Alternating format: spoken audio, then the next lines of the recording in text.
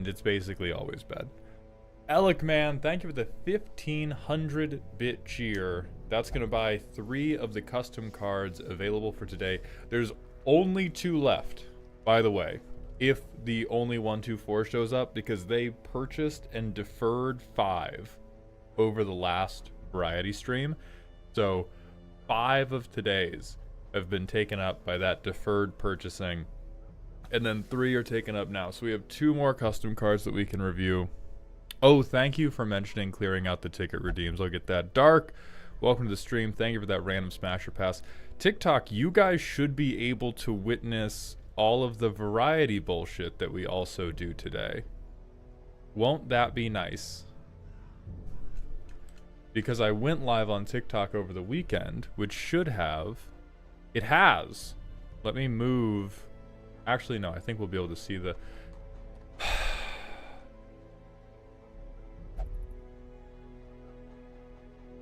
I'm hitting, okay? I think she should have been kept in jail. First of all, I do not think she should have been freed. I'm still smashing, alright? Conjugal visit. Whatever. I won't be ashamed of that.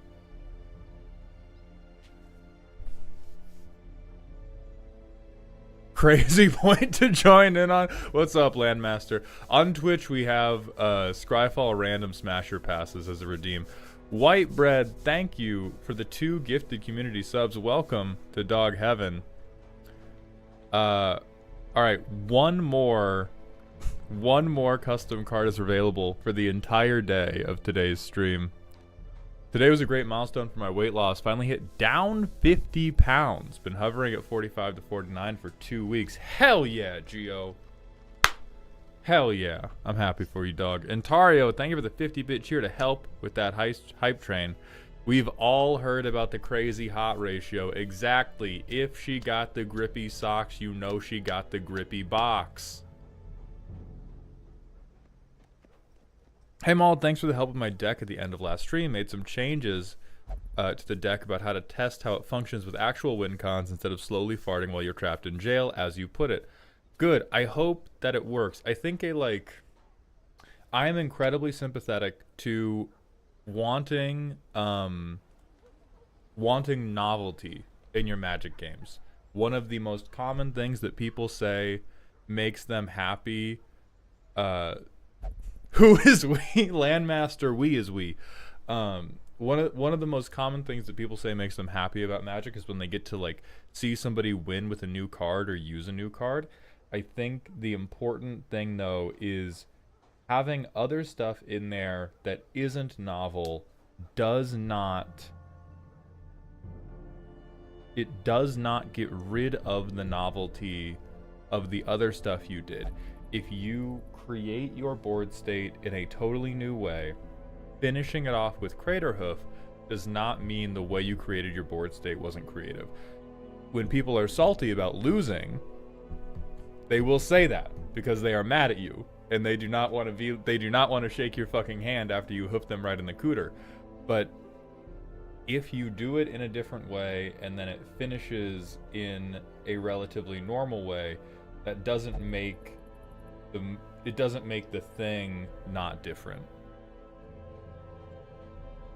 And then, just so everybody's aware, there is a rescheduled deck roast that we are going to open today's stream with before we get into the Dungeoneering and before we get into the custom cards. It's going to be for Gag Bomb's deck.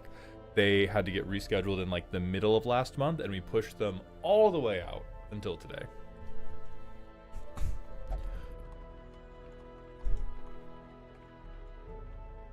Mr. Malt, any commanders from Final Fantasy you are excited about building Zidane right now around ETB threat and effects? Darebrain, I have my Vivi Is It Stompy deck, which is I'm deeply in love with. And then we have, let's see, other Final Fantasy commanders I'm excited about. Emmett Selk. I want to build a bracket for Emmett Selk deck. I think that's a pretty neato control commander. Rice Quinn, hey boss, is there any way to see where in the schedule I am? Well, Rice, it depends. Are you asking about a deck roast that you have purchased for this month, or were you also rescheduled from last month to today? Kellix Fox, thank you for the Twitch follow. This month. Though you've not on the schedule. I haven't scheduled yet. I'm scheduling after today's stream. Vivi is it Stompy. I will never not have a minor stroke hearing that combination of words. It's so fucking good. I think the only thing that approaches disappointing about that Vivi deck is part of me was hoping I could make it bracket 2, and it's not. It is just not. Any Vivi is so good, any workable version of that deck is bracket 3. That was the only thing I was on the fence about. I was like, oh, maybe I can play this in like hard casual. Don't give Is It mana. Don't do it.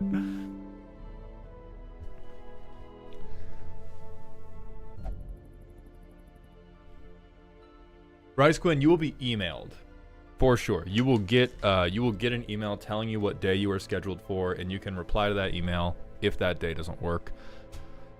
All right, I'm a Jane's Rant Redeem.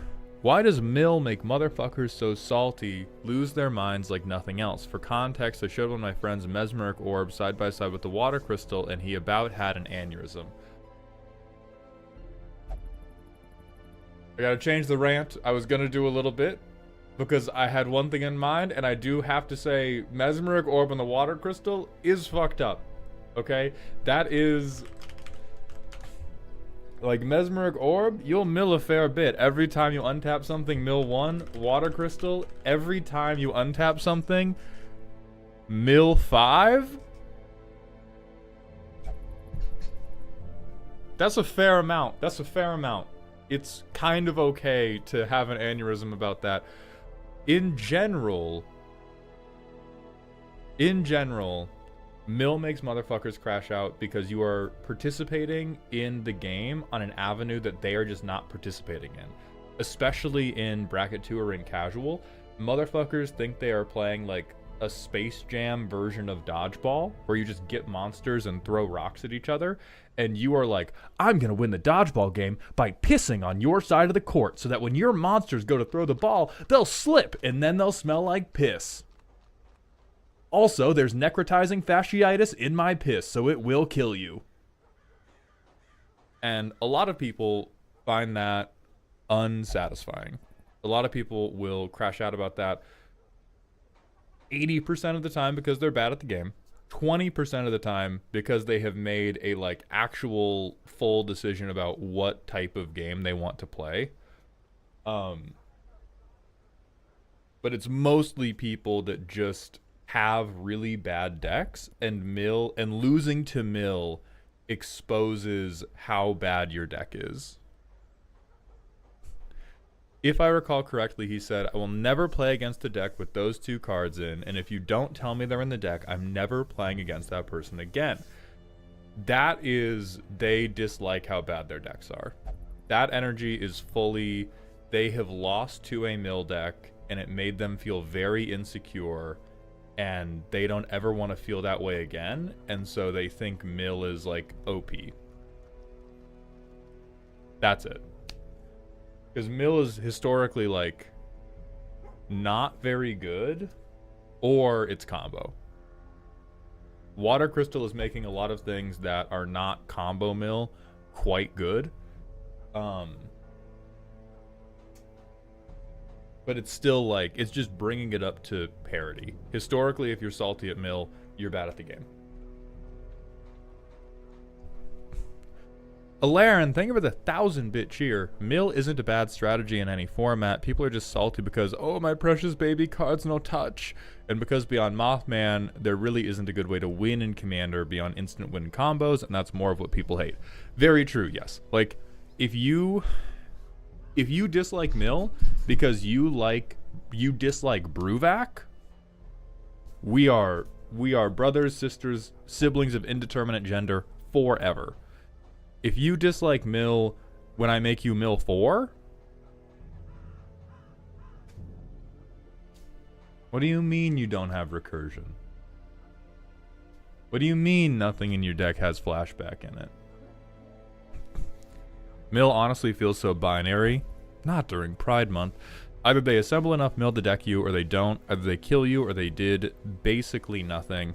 I agree that's how it's felt. I think the water crystal is going to change that. Because the mill one at a time strategy, unless you're running graveyard theft in like Dimir, yeah, you basically never get there. So either you win or it's like Alarin. Okay, can other people chime in on if I'm stuttering or if Alarin's computer is just terrible? Alec, I think I did, but my I think I lost them in my brain. Fine on my end. Bad computer, bad computer, bad computer. Do you think Water Crystal will end up on the Game Changers list? Fuck no. If we see Water Crystal on the Game Changers list, we have just high bar Olympic jumped over this fucking shark.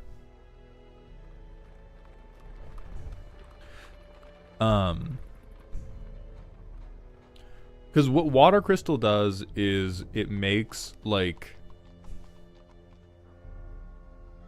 it's just a good synergy. That's basically it. Like, and we're not putting just good synergy. Like, we're putting cards that by themselves do pretty fucked up things, or cards like Field of the Dead, where Field of the Dead by itself doesn't do a fucked up thing, but everybody is tripping over the challenge of Field of the Dead accidentally. Water Crystal will not end up there no matter how much mill support WotC prints. The only thing that would take Water Crystal onto the Game Changers list is if we started printing mill a card as an ETB on like every creature.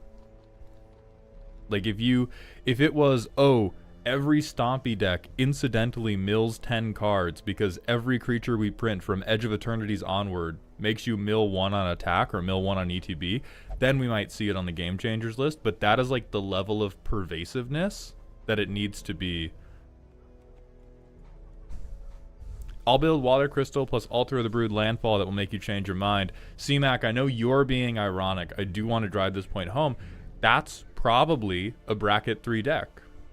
That's the important thing about the Game Changer system and the bracket system, where just because something is or isn't a game changer does not decide if the, like, something being not a game changer doesn't mean it's not a bracket 3 deck because you're playing around it.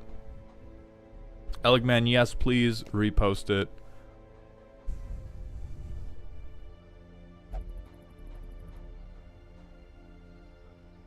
Make mill, take from the bottom of library. Now nerds can't complain. I was going to draw that. They'll find a way, Marty. If you mill from bottom of library, they'll just go, oh, well, I had a fetch land, so I was going to shuffle my deck, and it would have ended up there.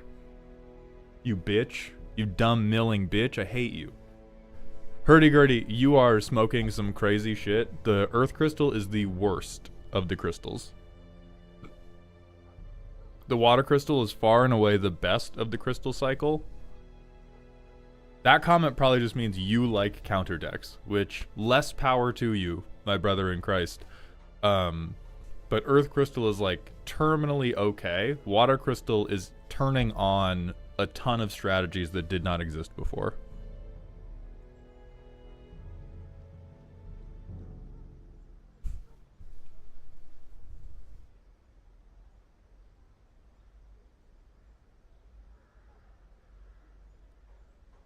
Okay, the pre-roll demons, GBK. I've been brought around on the fire one. I think the fire one, most of these crystals, once we get to like 3-color decks, I think you stop running them.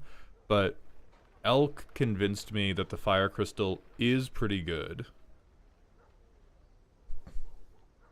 Hurdy-gurdy, are you talking about the arena ladder right now, dog? Go outside. Go on, get. Laren, thank you for the 500-bit cheer. We are going to go to the manual ad break on Twitch so that we can get to Gag Bomb's Commander deck roast on the other side of that ad break, but we will keep yapping until then. Alarin, thank you for the 500 bits. It's kind of like the Ristic study issue. Just because it in itself is incredibly powerful doesn't mean study can or should be the only draw you have in your deck. It must be one of the suite of draw used to churn through a deck. I don't agree with that at all, but I thank you for the money. Helios, Hurdy-Gurdy's just talking about how the Earth Crystal is the best one. And presumably they have like some standard deck that they, I don't know. Or like, God, I don't know if counters are relevant in Pioneer. Who gives a fuck about the arena ladder? But they were spitting Earth Crystal over everything. I don't think we have to do a crystal tier list because we went over this with Elk in the set review, which is getting edited for a YouTube long form right now. My rankings, or I think our rankings, were Water Crystal is the best one. Then it's the Fire Crystal. Then it is the Wind Crystal. Then it is the Darkness Crystal. And then it is the Earth Crystal, just pretty far behind. Like none of these are, or I think in bracket 2, all of these are playable. You can use every last one of them in bracket 2, but the Water Crystal, I'm biased towards the Water Crystal because I like that it makes strategies that previously did not work quite good. Earth Crystal is just like yet another, hey, put more counters on. Earth Crystal makes Craterhoof even better. I mean, there is a cost reduction associated with it. Is that what? No, Helios. Craterhoof is now 7 mana instead of 8. Yeah, big buffs. But I think all of these are bracket 2 solid includes. Bracket 3 they become a little bit questionable. I think Water Crystal and Fire Crystal become the least questionable. There are plenty of red decks that care a lot about haste and cost reduction. There's a lot of blue decks that are now can have mill combos going because they have the Water Crystal. My wife is going to pick up the Squirrel Commander from Bloomborough. I'm so sorry for your loss, Bexby. Or Bepsy. Thantos, what's up, my friend?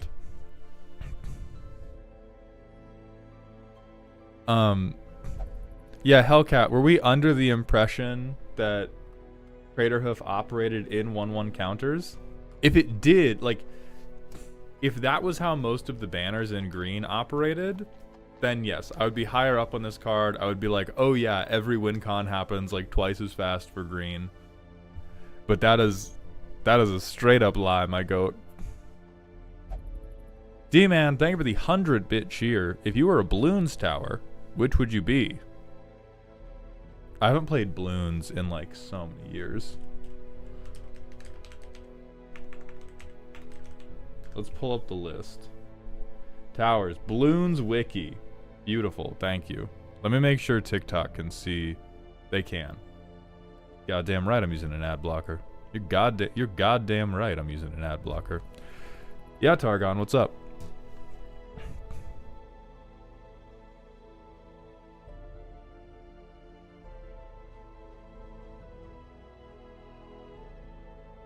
So these are towers themselves? Okay. So there's Dart Monkey, Boomerang Monkey, Bomb Shooter, Tack Shooter, Ice Monkey, Glue Gunner, Sniper Monkey, Monkey Sub, Monkey Buccaneer, Monkey Ace, Heli Pilot. Ooh, I like the look of Wizard Monkey.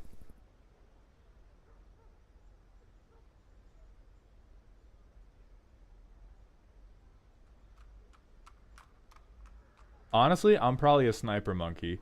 This. Have you seen the new cheat combo in Dragons? Are we talking about something with Draco Genesis, or is there an even newer dragon cheatery combo, Targon? Raven on YouTube says, the crystals seem to be medallions power crept. I don't know if I would call them crept. They're definitely like bigger. There are medallions plus, but doubling the mana cost is like a meaningful thing. Like if we were talking about strict creep would be at 2 mana, you're still getting the cost reduction and you get bonus effects. This was we doubled how expensive they were, and now you get more stuff because it's double expensive. Like that is not strictly better, strictly worse. That is one of those strictly different situations where I think that is totally fine. Having a more expensive version of a similar effect that does more because it costs more is not power creep derogatory. Yeah. Yeah, like you play a medallion where you would play a mana rock, and you do not play the crystal just as a mana rock. For the crystals, I think the cost reduction, this is like a little bit, this is like a cherry on top of the other shit you're doing. Playing a mana rock on 4 is like, whew. Targon, I do know what Scion of the Ur-Dragon does. I've looked at a number of Scion of the Ur-Dragon decks, which are typically combo-based. Anyway, I'm going to say Sniper Tower, because like when I was a kid, and when I played Call of Duty and shit like that as a kid, I would never play online because I was really bad. I would only play story mode, and my favorite thing to do in the story mode was just snipe people endlessly. My favorite thing to do.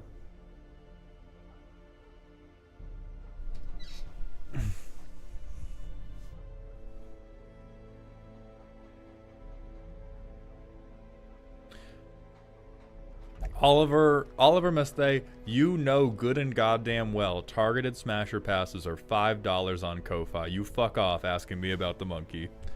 But Pending Platypus, thank you for the random smasher pass. Let's see.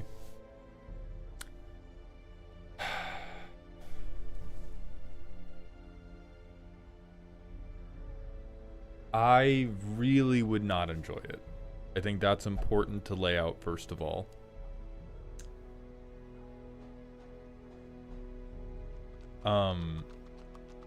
The only thing I'm thinking about, yeah, is Danny saying exhibitionist rule. It's like, it's literally the soul of the earth.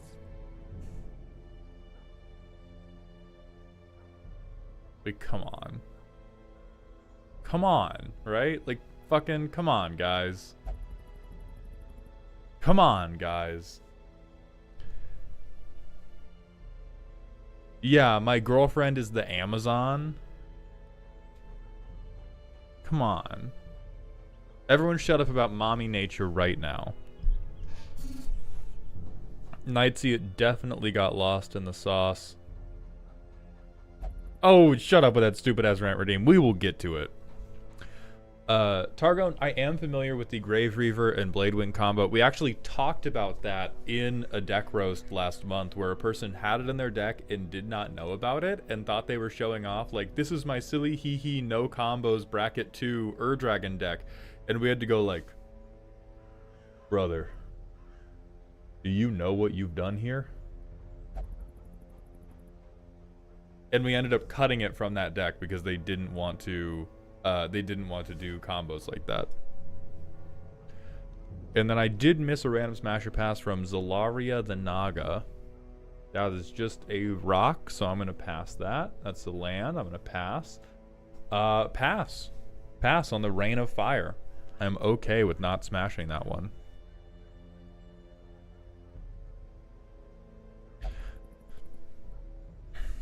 Nightsy. Rant redeem. We're getting a little meta today. Rant about what makes a good rant redeem.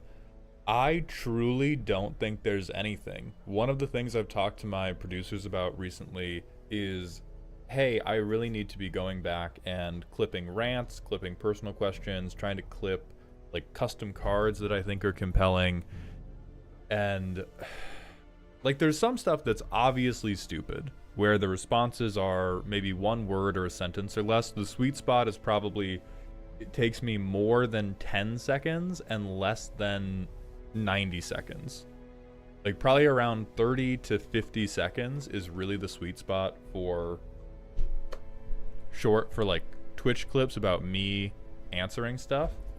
But other than that, that's basically it. And it's really hard to judge it's really hard to judge how long it's going to take me to vamp about something.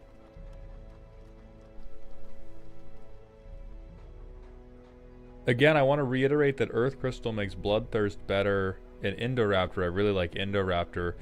The Hellcat, that's a situation. I actually talked about this type of thing on Patreon today, where I think that 4 mana to then double your Bloodthirst triggers, I think that's a bad thing to do in Indoraptor. Like, I think it's you get to lethal easily already, and all this is doing is telegraphing to people, hey, you can't let me resolve this. You can't. Whereas, if you just cast Bolt Wave and cast Indoraptor, you don't fucking need the 1/1 counter rock for that to become a game-winning play. You have a 12/9 commander who can shoot everybody in the chest.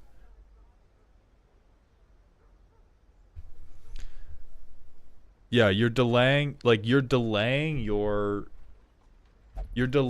commander to increase how threatening you are. Right, Hellcat, we know how to win with Indoraptor. Like, what I'm saying is that that's just a Christmas Land combo. Like, yes, it works, but it works best on people who are asleep.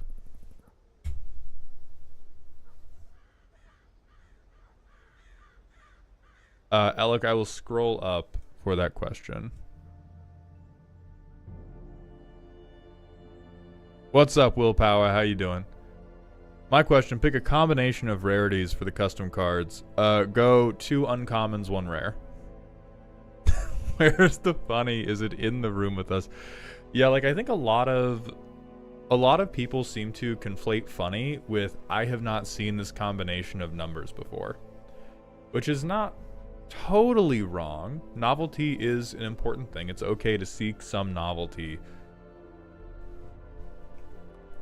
But it's also just like, that is true. I haven't seen those numbers before. Go crazy.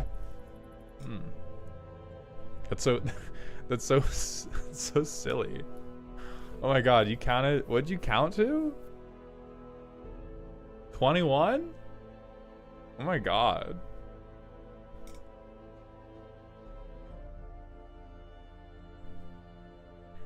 Yeah, well, here's the thing, Helios. Novelty is generally a part of comedy, which is often frustrating. As somebody who's trying to be funny, like,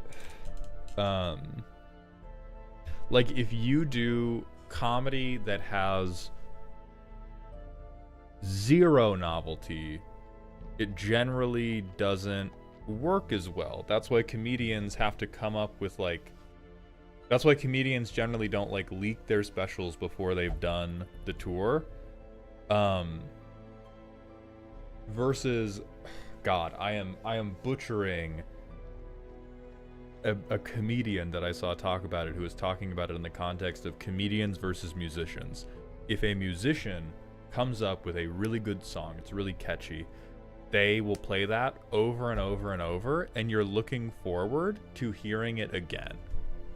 If a comedian comes up with a good joke, oh, that fucking hits.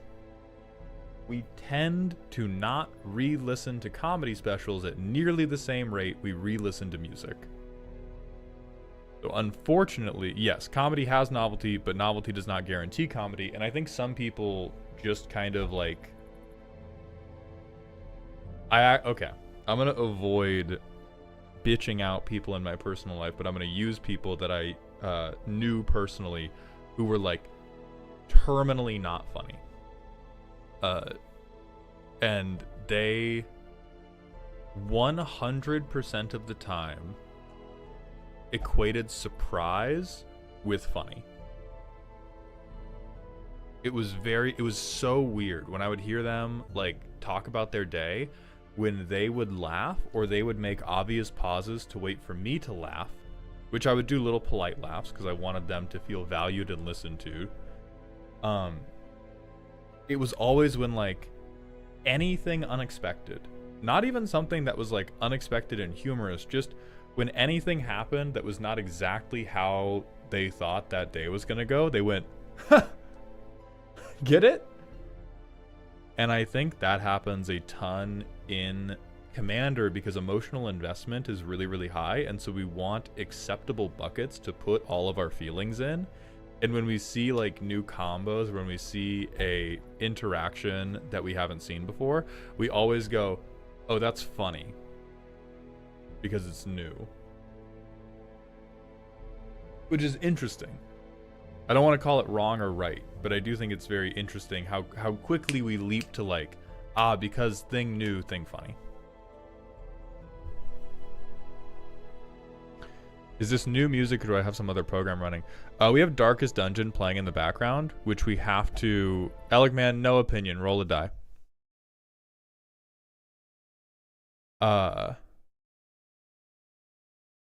Alaren, thank you for the 500-bit cheer. In a Commander game, this means that in most cases, when someone says they want to play the funny, usually it's the most vanilla dragon deck or the most unhinged game line. Yes, usually when somebody says, I want to play my very funny new deck, they are saying, I want to play a combination of cards I have not personally played before, and I would like you to clap when I do it.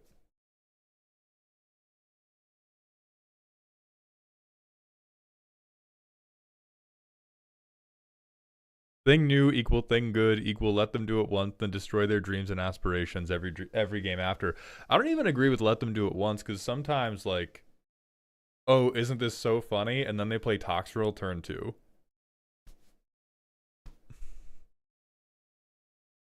Like,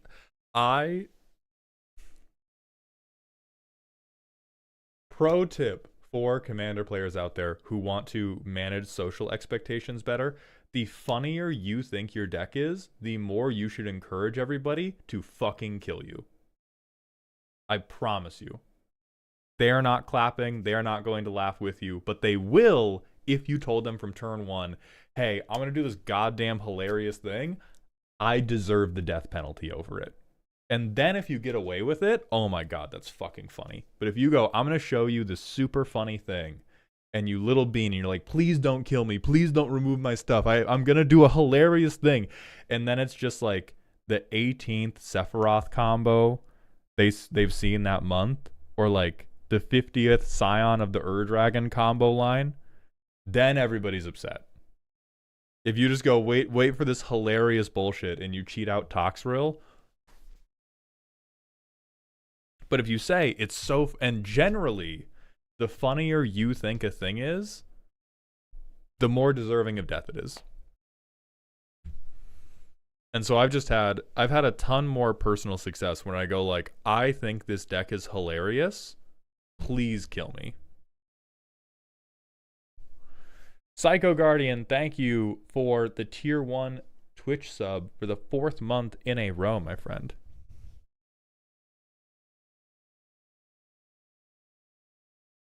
I've said it before, but I've learned to default to calling something novel neat, and I feel like it helps highlight the idea better. I like that use of language. I am going to stand by, like, call it funny, and then just say you deserve to die. Like Hellcat's example of, I'm going to use Earth Crystal to supercharge all of my Indoraptor stuff. It's very cool to call that funny. You just have to pair it with, it's so funny it's going to make you want to shoot me. And so do shoot me. Thank you, Psycho. Legendary Deuce, thank you for the 31 months in a row at tier 1, my friend. Welcome to the dog home. I appreciate that generosity. Keon, thank you for the personal question. All right, so fun personal question to ask. My other half just told me I should do this. We've been going through this new year trying new dishes and meals 2 times a month, like going way out on a limb trying something new. So, Maul, what's a meal or dish you've tried making that pleasantly surprised you, if you can think of one off the dome recently?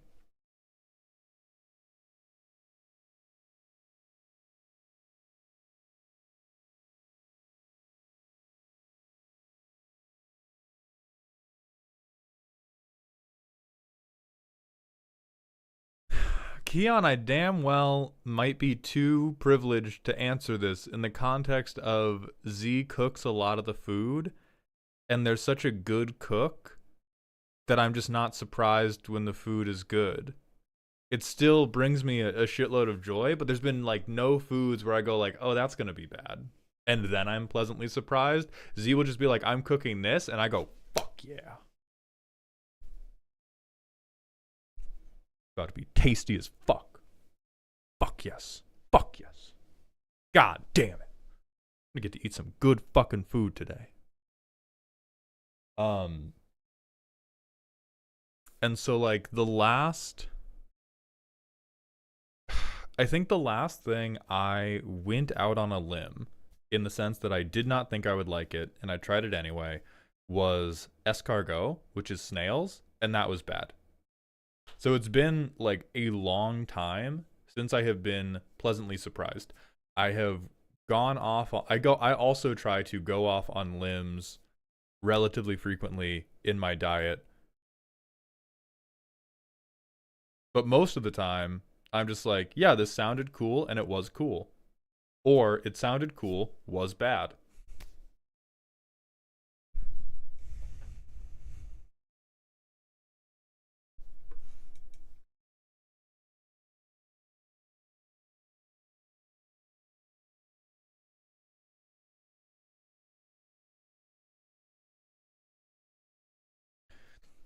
Zilla, thank you for proving the point by going, but when I want to play the funny, I play weird shit like Storm, which is the most you should be shot on sight before you are allowed to try anything.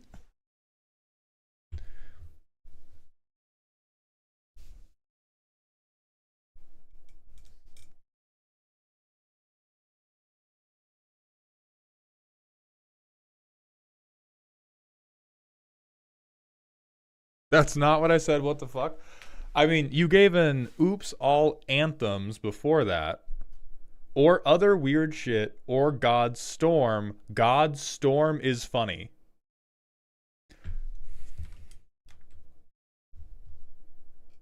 Don't worry about why that was snipped. No, no, no. Let's come talk to the class. Let's come talk to the class about me misconstruing Storm being funny.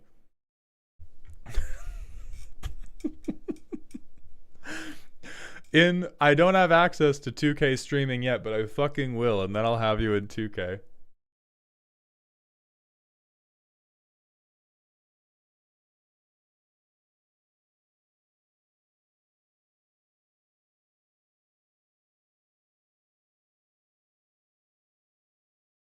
Oh, Godstorm.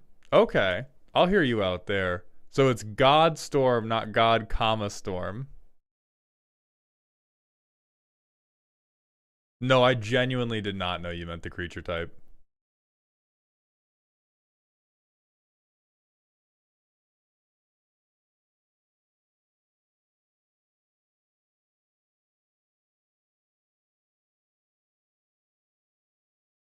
But I do still genuinely believe that the funnier you think a thing is, the more you should key people up to shoot you in the dick. Y'all got any tips on building Kuja? Who the fuck's Kuja? Do literally anything, and this will work. You cannot fail. You basically cannot fail unless you do creatures only. Because this is just wait, and you will ping everybody for 2 to 8 whenever you cast a non-creature spell. Do whatever you want, and it is functional. What's up, Bongo? How you doing? All right, Gag Bomb, are you still around and ready to go for your deck roast?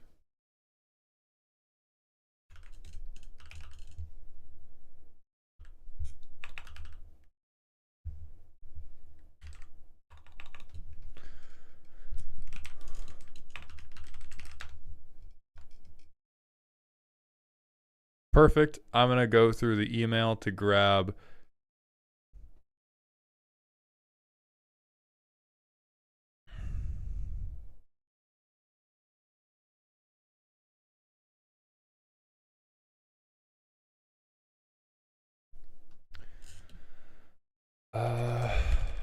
probably reschedule, yeah. There we go.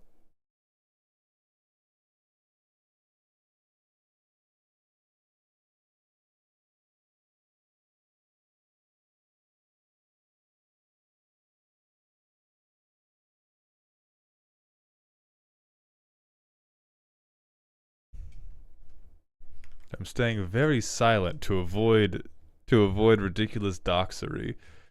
Called Darkest Dungeon is peak. Unfortunately, I forgot that we have a deck roast to go through first.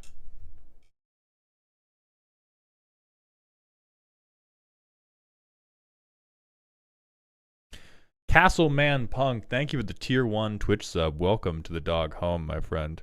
This is not a Mango Money moment. This is somebody who rescheduled. We had to reschedule them in the middle of last month, and the best date for them just wasn't until now.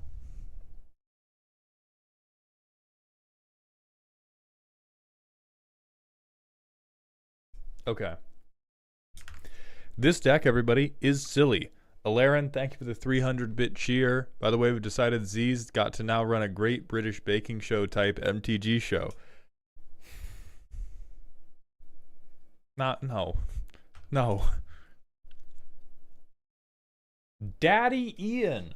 Daddy Goldblum is all about spreading the love at the group session. This deck focuses on giving first and being the last to finish. That burp came up because I am emotionally opposed to what you said. So it's group draw. We incentivize not being a target, winning, thank God, with a combination of forcing damage with the Goon Squad and building a massive board of tokens, a mill win, or sneaking a self-mill win with Dance with Calamity and Lab Maniac. Otherwise, we're trying to harder the cards, everyone else's deck, and play their good cards. I like that. I fuck with that. I think Ian Malcolm is probably quite happy at bracket 2. Let's see what you did. Let me make sure the aspect ratio is correct. It's not for TikTok. There you go, TikTok vertical viewers. I've saved you. So Ian Malcolm says, whenever anybody draws second card each turn, exile the top card of your library. During each player's turn, there's this like collective Ian pile, and you can cast from it, but you can't cast anything that came off of your deck. This is an interaction we got wrong when we played this motherfucker on decked out. So you cannot cast from your own pile. So Big Dom Energy, Arcane Denial, very cute, guaranteeing this 2-card trigger for people. I think Chaos Warp this is just on here because the art's the same. That's allowed in bracket 2. That is allowed in bracket 2.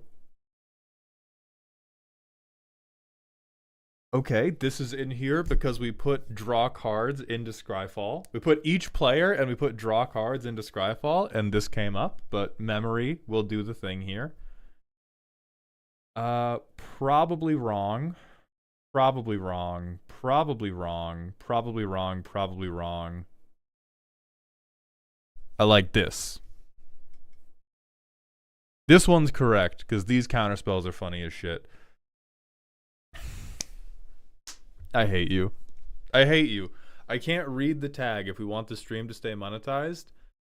You're not wrong, but I hate you. Sure, this will justify the Soul Ring. Fuck off. Gas Station Performance Pills. 7 of these cards are fine. Goons...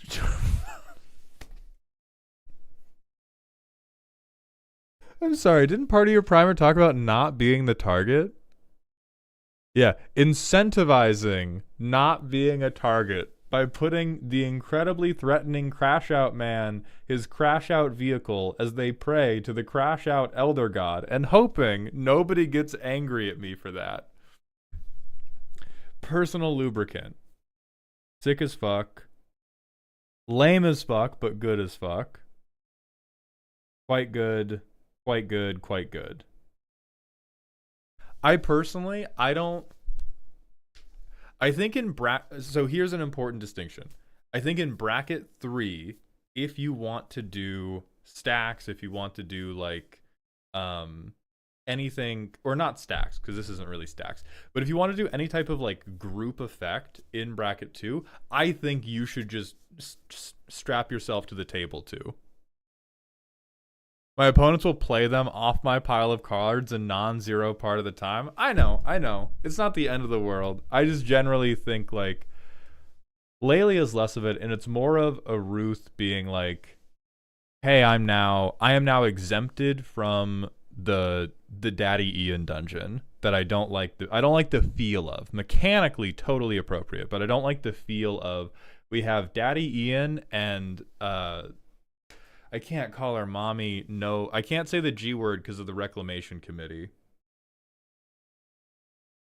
I just can't reconcile Daddy Ian and Mommy No Draw.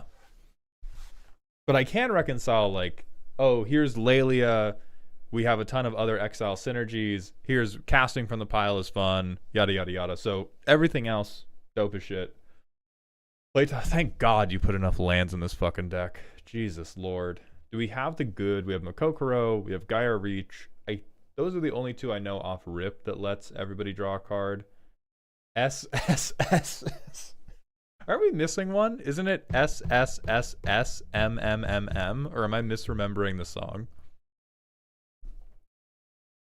So, Fevered Visions, perfect. Psychic Corrosion, weirdly hateful, quite frankly. I don't know why we're trying to bimboify them as well.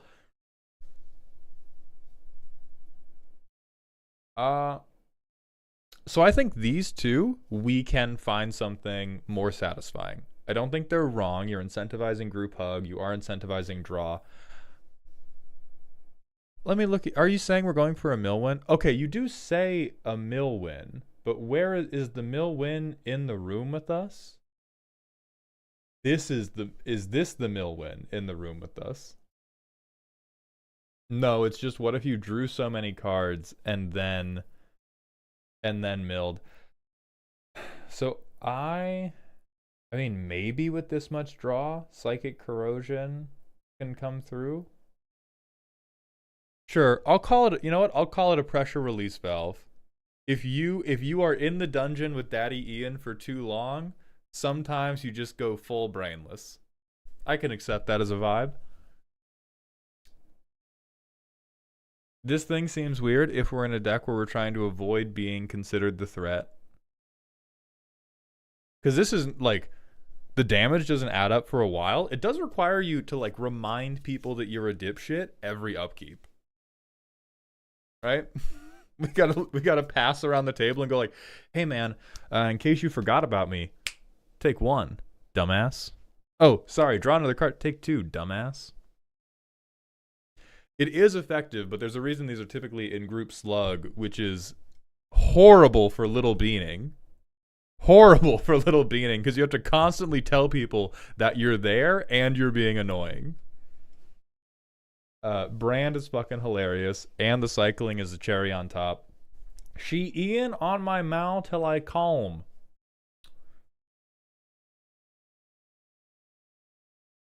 That art is fucked up, but yeah, if you want to go for, if you want to have these like in case of emergency mill win, sure. I'm horrified of what your pod is doing if you can get to a lab man win. I realize we have 22 lube cards that are meant to turn on the Malcolm pile and to make people draw through their decks, but like the fact that people aren't just winning before this happens. Whirlpool Warrior is new. Honestly, they're in the deck just for the art, and I'm trying to utilize them somehow. In that case, I have terrible news for you. Or, if we want to do this, what we probably want is... That's the crux of the deck, is these three cards. Is I want to have an Ian Malcolm deck that uses the Ian Malcolm art cards. Oh, God. Okay. Then in that case, I am going to immediately suggest we cut Razorkin Needlehead, or let's open up Scryfall instead of fucking Bloons Tower Defense. For Dual Strike. This is going to be the same mana cost. You can potentially foretell it, and it may work with Tasha's Hideous Laughter to get you a mill win, because it's going to copy that spell. It could work with a piece of removal. It could work with any of these sorcery card draws. It's not going to work with a lot, I'll be honest. It's not going to work with a whole lot, but it's going to work with more than zero, and it's going to work with these three cards that you want to be the heart and soul of your deck. It will work with Molten Psyche as well, which is actual slept on good card.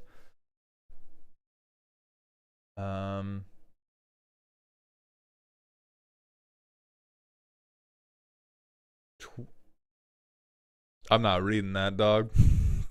I'm not reading that for a goddamn moment, but nice cards, though. Choose target instant or sorcery. Yeah, Tempt with Mayhem's great here. 12th Doctor's great here. Now Feshni's fine here. Alright, man. These tags are... We're gonna have a little talk. These are all correct for ways to benefit from your massive amounts of draw. These are all statistically correct ways to benefit from massively high amounts of draw.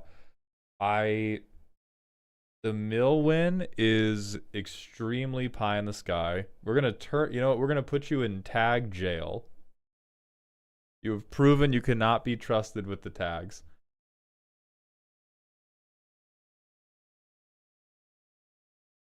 In silly / bracket 2, the fact that this deck probably never wins a game is quite fine. But that's really the the biggest thing we could argue against it is like you're probably handing the game to other people. What I also want to talk about is your interaction section. When we are handing people this many cards, 1-for-1s suck donkey balls. They're so bad. 1-for-1s are not only already bad in lower brackets, because typically at lower brackets, you're not winning off of like one clutch card. You're winning off of like 4 dipshits who get the power of friendship and then stomp you together. And so pongifying stuff, hybridizing stuff, God, that sucks when everybody has 7 cards all of the time and is always going to be either multi-casting spells or casting like a very big dipshit or holding up their own interaction. So I would really recommend replacing the ones that are not invert polarity or Narset's reversal, because these two you can do funny fuckery with. Like that either becomes theft or it becomes I copy my own spell, get it back. Brazen Coalition Games, thank you for the raid, my friend. I hope you're having a good stream. What I'm going to recommend instead is big, funny, ridiculous shit that will handle multiple problems. Elk passed me this card from my VV deck. I'm passing it to you. We're going to give you other big instants or sorceries to hopefully make this viable. We may have to give you something else if we can't get your money up high enough. But this is basically like totally one-sided board wipe for the Spellslinger players. Again, we may need to get your instants and sorcery game quite high. There's also your creatures mostly suck. And so I would believe in Raise the Palisade for this deck. I know you're going to think, oh no, look at my spread of creatures. I only have 1 or 2 in each of these. The ones that are important, where you would want to wipe the board, either you have Locust God, and they've made a ton of insects, or you have made a shitload of homunculuses, and then you just name them, and you don't give a fuck about everything else going back to hand. Like, Karn goes away, Alexios goes away, who cares? I have 50 fucking Mike Wachowskis, and they all have hammers. Like, oh my god, Nathiator, thank you for the 20 gifted tier 1 subs, my friend. Welcome back to Dog Heaven. I think resetting Ian does remove past exiled cards from the pod. I think at some point it's not unreasonable. Yeah, it's not unreasonable to do that. But Nathiator, my archangel, thank you very much. I appreciate your continued generosity. Perplexing Chimera and Confusion in the Ranks is some chaotic interaction for this. Never Rebel, I'm kind of on Perplexing Chimera. I'm not on Confusion in the Ranks because I think that becomes confusion for the sake of confusion. Nathiator, yes it is. We had a rescheduled deck roast that we're doing first, but we're 12 minutes into that. So anyway, to close the loop on this removal thing, this is a belief I am becoming firmer and firmer about. If you have something in a more casual deck that its only purpose is to solve a problem, it needs to solve the fuck out of that problem. You do not need the ankle biter special at low power. You need hollow purple. You don't want to be like, hey, that one thing you don't get, we need to handle all of the things we don't like. And so rather than like, oh, I know we have to have Chaos Warp because that's the thing of the deck is we have all of these Ian Malcolm cards. But rather than like Pongify,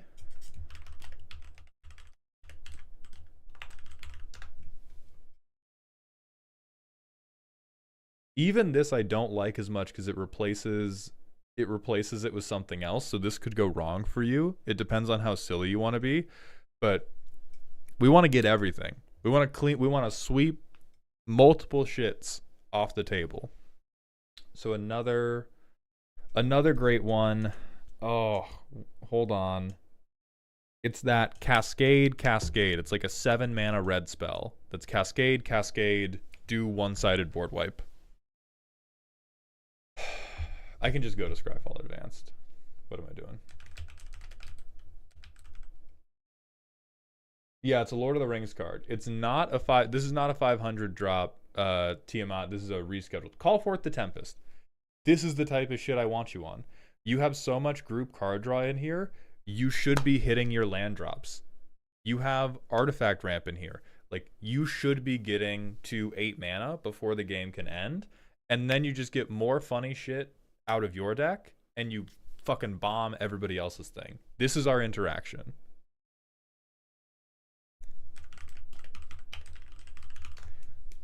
I do think Seize the Spotlight is also quite fun. I think, God, you could even Sharpie Cube to make this very unnecessarily sexual in terms of like the Ian dungeon, the daddy dungeon. But Seize the Spotlight is an incredibly good red card. There's also Delayed Blast Fireball.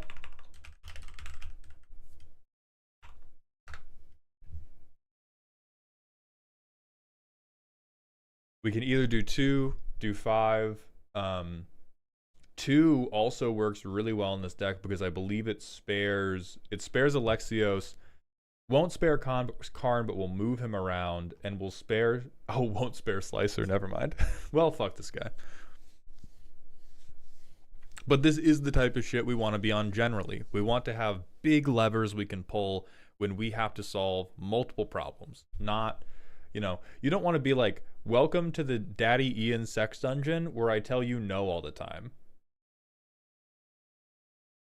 Right? The safe word is nuh-uh, and I say it every other sentence. So I think it will be both more effective and you will have more fun if we reorient the removal around there. I think the stuff we're doing to make everybody draw cards is correct. We can't really get around that. That's always going to be something that's going to keep the deck at a lower power level because we have to give people cards, and giving people cards sucks. Helios, I could hear you out about Humble Defector. I think the thing with Humble Defector is we would rather give everybody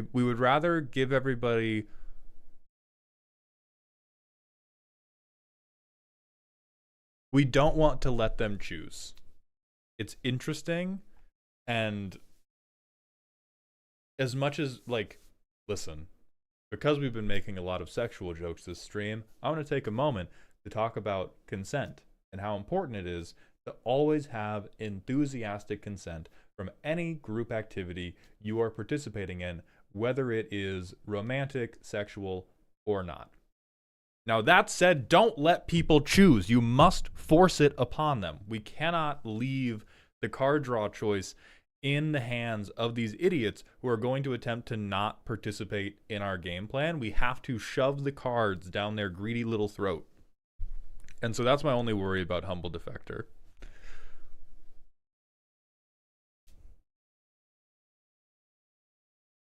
But it is like an appropriate category of card. I think Cascade Rebound is kind of whatever. I do think we have not a lot. We have a reasonable amount of exile stuff. We don't have enough treasure generation to be like big on Reign of Riches.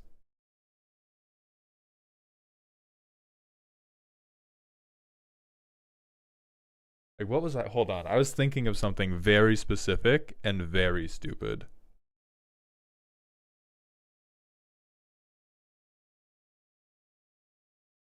Oh, right. Quantum misalignment. How many Daddy Ians do we want?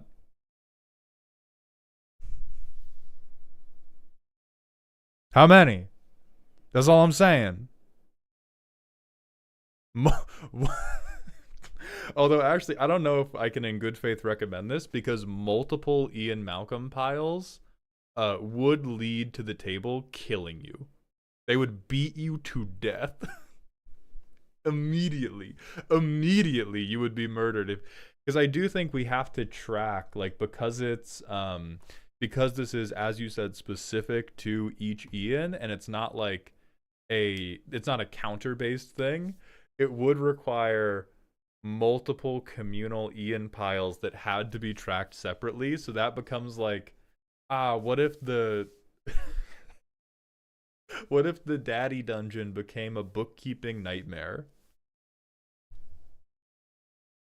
Right, like what Whitebread's saying, what I'm thinking is this becomes amazing if you ever steal a good creature. Or it becomes amazing if you stick it on like Homunculus Horde or or like your Alexios. So there's a lot of other stuff in the deck that I think we would enjoy it quite a lot on. Please do not target your commander at any moment.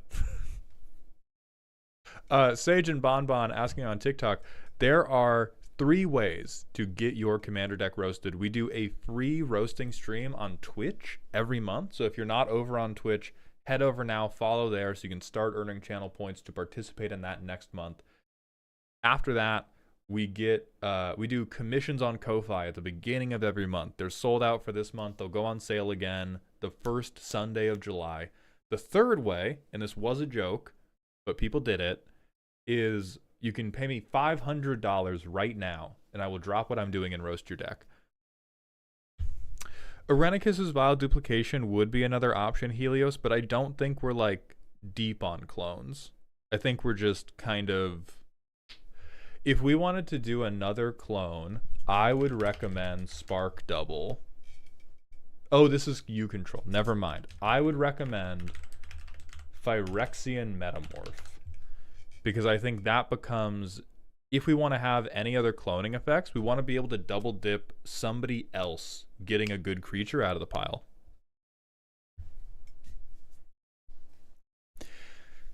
Have you ever had a moment in a commander game where you go like, this is technically the rules, but for the sake of everyone's sanity, here's a much less hideous way to do it? I have those all the time. The better you get at Magic, the more you do that.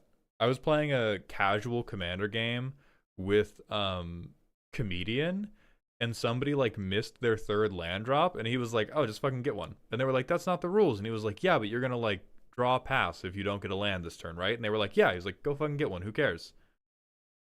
And then he blew them out the entire rest of the game, but it worked better.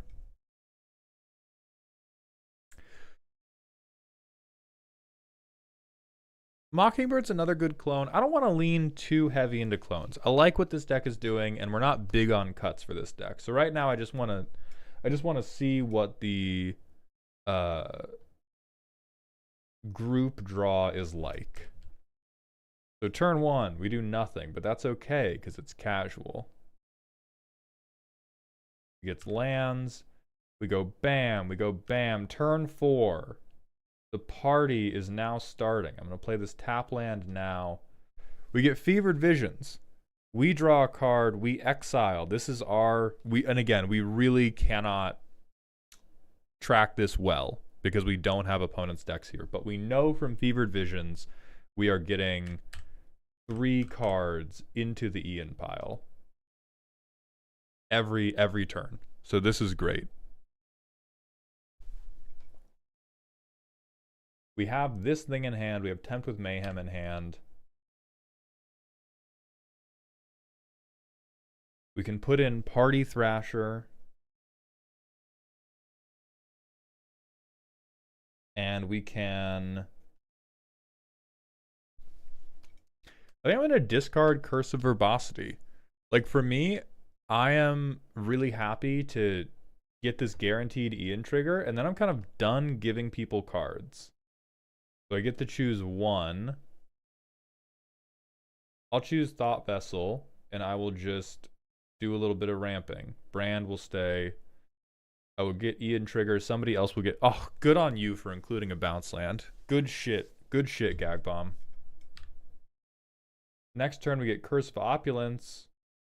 Would have been great in our opening hand. Now we will just discard it to do the exile.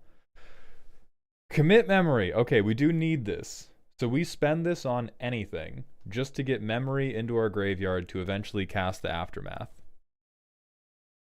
End of our turn, we draw Zurzoth, we exile this, which will not be this goofy-ass ankle biter special. It will be some cool big mana card. And we get Zurzoth.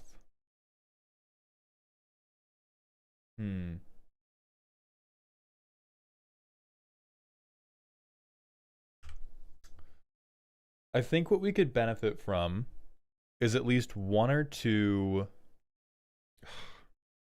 I don't know how to manage this, because this is what I got mad at Aruth from, which is I don't want to opt us out of the Ian trigger, but I do want to give us access to... I mean, maybe I just missed the wheels, but I want to give us more targeted access to the things that make our deck move, which is specifically...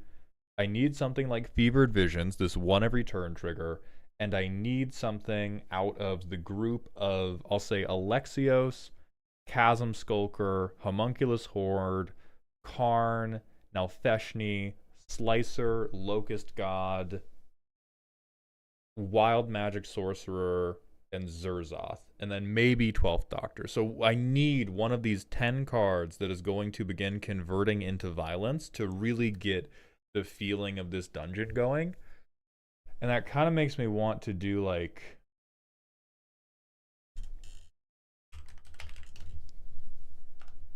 It makes me want the stock ups of the world, even though like I kind of dislike that because it's not drawing and I want everything we do to be triggering Daddy Ian or doing like Memory Deluge. So Gagbomb, I will leave that to you. Because these are really useful. And if they said draw and triggered... Ah, yes, Memories Returning. Also incredibly good. Also a very good way to get the group involved, get everybody active and talking about their likes and dislikes, their yucks and yums. So I'd want things like this because you're probably happy after you pick one. Like we just want to check as deep as we can, as often as we can, to get one of these primary movers, and then like Howling Mine.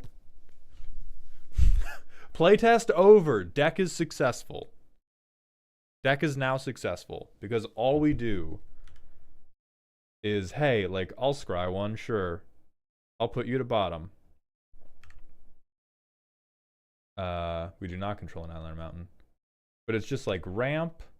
I mean, like these people would have to be fucking maniacs to remove Ian Malcolm. Like if you shoot Ian Malcolm on sight, I do not know what is wrong with you, but something is wrong with you. And then Howling Mine, and now game's fucking rigged. Game's fucking rigged. Do you think a Horn of Greed would be good for the deck because it's in bracket 2? I think Horn of Greed would be acceptable, but as I said before, what I want to be really careful about is we want to give everybody that second card. We don't want to hand out a ton of cards after that. Two negative things happen when we continue to be generous after that first card. We now are overloading people with information, so we're increasing the chance that somebody is going to have like analysis paralysis because now their hand is over full. They have to make decisions about what to play out and decisions about what to discard and decisions about the Ian pile. And it's giving them a shitload of power. So what we really, really want is to stick one effect that only gives them one and just let that rock until the end of the game.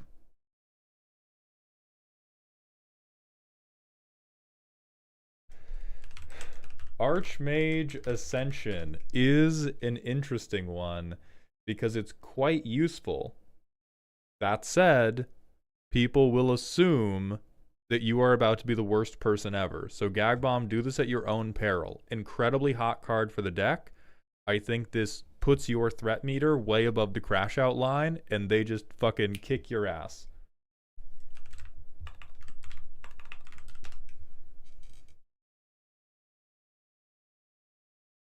I like that, Castleman Punk. This is what I'm thinking of.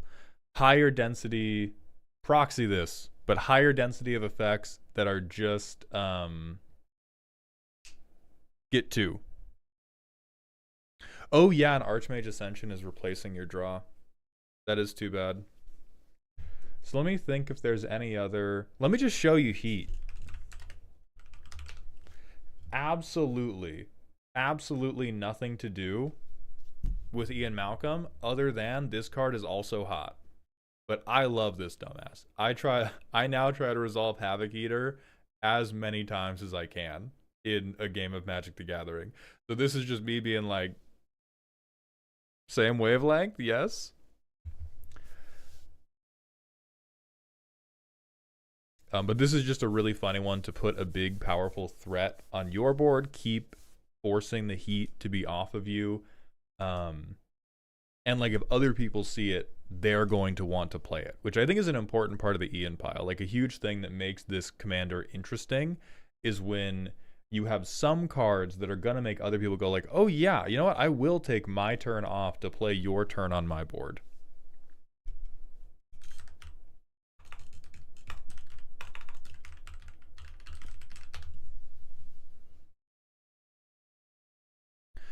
All right, we're gonna go put you on the triangle though.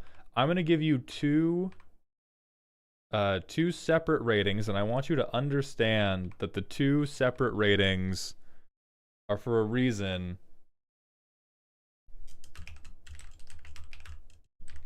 Your tags are over here in jail. Were they accurate? 100% yes. Would they get me demonetized if I spoke them? 100% yes. I will shake. Yeah.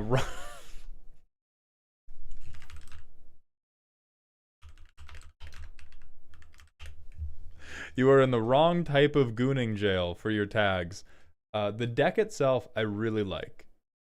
The only thing, like, hopefully we showed you some cards that you do enjoy on top of it and think about adding. This one in particular, Havoc Eater in secondary. And I would do at least Dual Strike, if not other spell copiers, or to try to make Tasha's Hideous Laughter work. Or like Volcanic Visions, because honestly, you will probably have to cast Tasha's Hideous Laughter multiple times if you want a chance of winning the game with it. But I don't think it's impossible. The only thing I think is a misstep is that we did the classic is it move of my interaction section is the ankle biter special, and in this dungeon your safe word needs to be explosion. And you'll just have a better time. But keep the theft one, keep the copy one. Those still bang. Everything else, I like the energy. I would love to play against this deck. I think you have enough draw density to make sure you get Ian's pile going. And that's really all that matters. And then you have enough effects that you'll probably find one. If you're having any problems with that, I do think it's probably worth it to replace some of the one-offs with like Burning Inquiry with these Memories Returning cards. I would rather cast a good card draw spell to set up the Ian engine than I would get one Ian trigger and go card negative for it. Call us a small but beautiful municipality in northern Czechia, the way we are horny police. Thank you, Zoria. Thank you, Atomic. I appreciate that. So, Gagbomb, thank you for the submission. I hope you have enjoyed, and I hope we have given you some cogent suggestions. We're going to hit the manual ad break, and then it's dungeon time, daddies. Arjun the Shifting Flame. Omniette, I will, hold on, we'll go back into the roast to talk about how wrong you are. The reason I don't really believe in this is this only guarantees that we are hitting the Ian trigger on ourself. It could, like, change our hand around a bunch to try to get to our win cons, but I don't think we're that hard up on winning. It is worth considering, but I don't think it's a perfect fit. All right, ad break time. I'm going to the bathroom. Darkest Dungeon on the screen. Darkest Dungeon noises back in your earballs. Make it happen.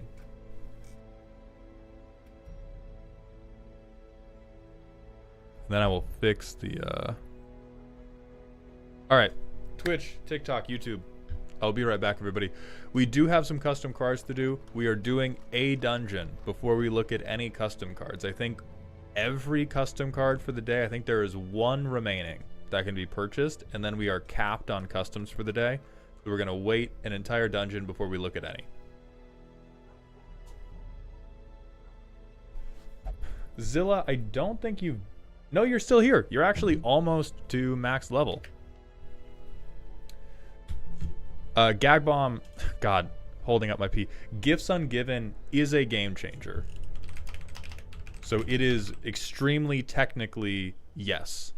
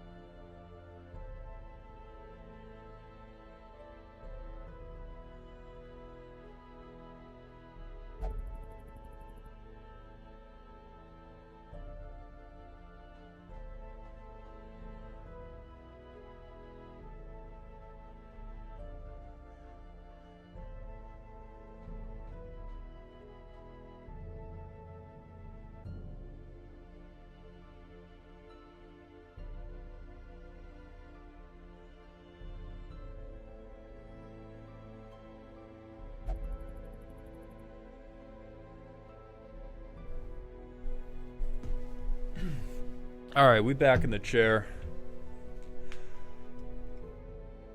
Jester and Gunner freaking out. We here at Lepers United believe that lepers deserve the right to be sent into the dungeons with items and nourishment. Wrong. You deserve death and darkness. Okay, so let's think about what we're doing. We have 6,000 gold. We need a lot more. Lord Xavier, thank you for the 100-bit cheer. Hey boss, sorry if you talked about this on a previous stream. Been busy with Final Fantasy pre-release. Are we still continuing with Darkest Dungeon long term? Ah, yes. Also, Alexander, thank you for the tier 1 Twitch sub. I appreciate. Not those Jeffrey dollars. Well, I guess they kind of still are. I appreciate your money and your support. Welcome to the dog home, my friend. So to Xavier's question, and anybody else wondering why in God's name we're playing Darkest Dungeon after I crashed out about it after losing a team in the Darkest Dungeon. There are two main factors at play. One is losing that team made me think about how long it's going to take to beat this game. How long it's going to take to beat this game can get difficult if it's not interesting. So I'm worried about views. Combined with that, a lot of the Darkest Dungeon streams regularly get hijacked by deck roasts like they did today, or custom card reviews, or just general vamping. So what I'm trying to do is continue with Darkest Dungeon. We're going to be See, I gotta be moving shit around while I'm talking about this. We're gonna be streaming less time in general, but I'm going to make a concerted effort to be more focused. We need to replace you with somebody who's less stressed. So Dirty and Sheep, you can go in. And we're placing big distinct limits on how many custom cards you can review a stream. So we're only letting there be 10 custom card purchases per stream. You can buy some on one stream and defer them to a different stream if you really want to. But what we're not doing is, okay, buy as many as you want, and now I'm going to spend like an hour doing just custom cards. I want custom cards to take up maybe like 20 minutes of the stream total. And what I'm also going to make an attempt to do is clip and promote these streams more. When I was talking about it previously, I kind of came to the conclusion, like, I mean, if I was getting 300 viewers, if I was getting like 300, 500, 1,000 viewers to play Darkest Dungeon, who cares if it takes a long time? The thing that stresses me out about Darkest Dungeon being a long, grindy game is that the viewership is lower than normal, and we get distracted a lot. So I'm cutting out the distractions, and I'm putting more effort towards promoting these streams.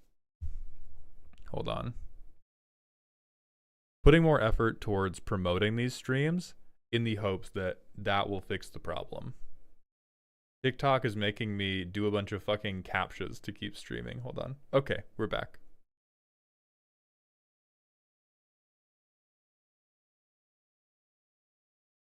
And Xanath, that's what we're going to do. If we keep maxing out the custom card reviews really early, we're just going to have custom card streams instead.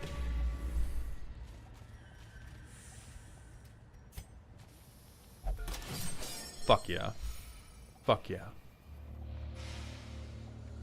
Obviously, it's more limiting in some aspects, but if you consider doing variety content as pre-recorded, or do the metrics not support that versus streaming stuff because of the interactivity? The metrics on doing pre-recorded variety content infinitely worse because I am not a variety creator in really YouTube's eyes or in my audience's eyes. I am a, this doesn't fucking matter. I've done the Moonshine Barrel before. Posting like edited long form variety content is a thing that it's a thing that I want to do. Okay, thank God. Thank God Dirty did it. It's a thing that I want to do. I don't think it's a I don't think it's a thing that would go particularly well and would honestly probably take longer.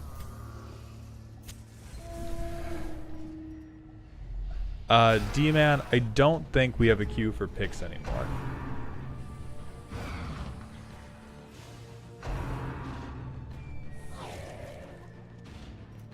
Sick dodges, sick dodges. Thanks for the response. While I like custom cards, I would prefer more gameplay personally. Yeah, and that's what was expressed to me that led to me making the changes. I also feel like I like the custom cards, but I like them as a little detour we do in between dungeons. I don't like them as, okay, we've done 10 minutes of gameplay, now get in the car, it's time to drive to our doctor-mandated 60-minute custom card visit. Hey, thank you, Castleman Punk, I appreciate that. Alright, now Dirty, fuck these men. Okay, good. I mean these worms. Maintain the offensive. D-Man, if I see a leper, you may ride again. I think the drummer is honestly... Yeah, my antiquarian's stressed as fuck. The drummer's more important to get rid of right now.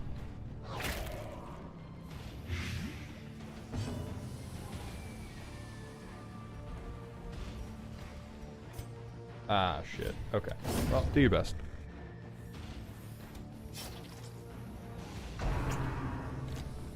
That kombucha was more full than I thought. No! The Final Fantasy set made me realize that Leper is literally just walking around with a Buster Sword, and I don't know how to feel about that fact. I do. I feel fucking vindicated. By the way, I got to play with the Buster Sword for the first time. It is exactly as fucked up as I thought. Again, oh, this is unlocked. Again, still limited to like in bracket 2, it's a must-have. In bracket 3 and above, you can start like making your own decision about it. But like, holy fuck, best bracket 2 equipment ever. Castleman, I love the Houndmaster. It's very tight.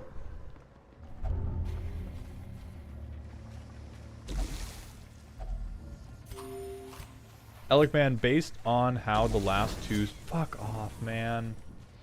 That's what I get for saying I liked him. He got lazy. He got lazy.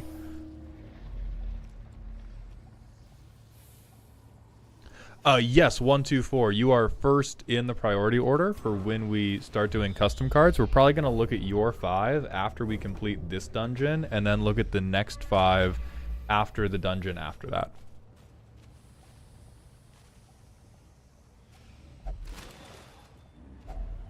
Oh, so good. Keep in mind, guys, we have to get like 6 figures. We have to be flipping like crazy social media money. Jomy Bug, listen, yes, but we had a deck roast to do. So we did half an hour of vamping about whatever, then we did half an hour of deck roasting, and now we have entered the first dungeon.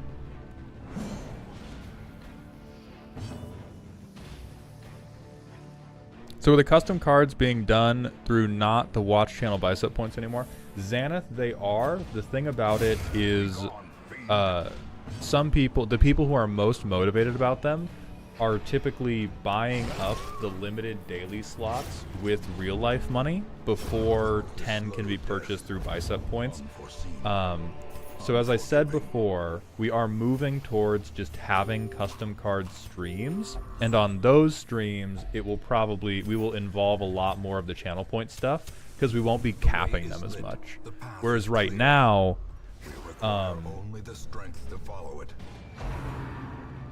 Nathiater, I limit people to buying 3 a stream. You have 3 for the next stream you show up to. Right, I think it's 2 per... Or you have 10, you motherfucker, but you can redeem 3 a time. Yeah, so like we tried the timer, and the timer did help. And the next level of it is just... Right now, it's 10 total cards. Herpter, hell yeah, farts. I agree. Right now it's 10 total cards a stream, and we will just have custom card streams that are uncapped, and then people who are saving up channel points, you will have opportunities to get them without spending money. I just went 2-0 and then 0-2. Wasn't even planning on playing, but someone dropped out. That's cool. I skipped mine yesterday for the free stream because I signed up at like 11 p.m. on Thursday and was super excited. And then in the morning was like, oh fuck, I'm streaming Saturday. Giant Dwarf, it's our A-team wipe.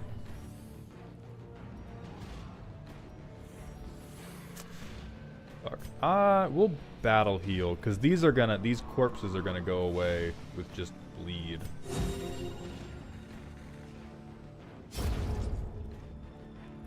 Boss, I'm back from the PC Gaming Fest, here to report that the new Ultra Kill content is peak. Type shit. Are you gonna die? You're gonna die. Perfect. I lost all 3 games, but I pulled a full art Kefka, so I don't really mind. See, Mojo, that's what I'm on. We will actually be doing arena streams again and draft it. Fuck off, Dirty.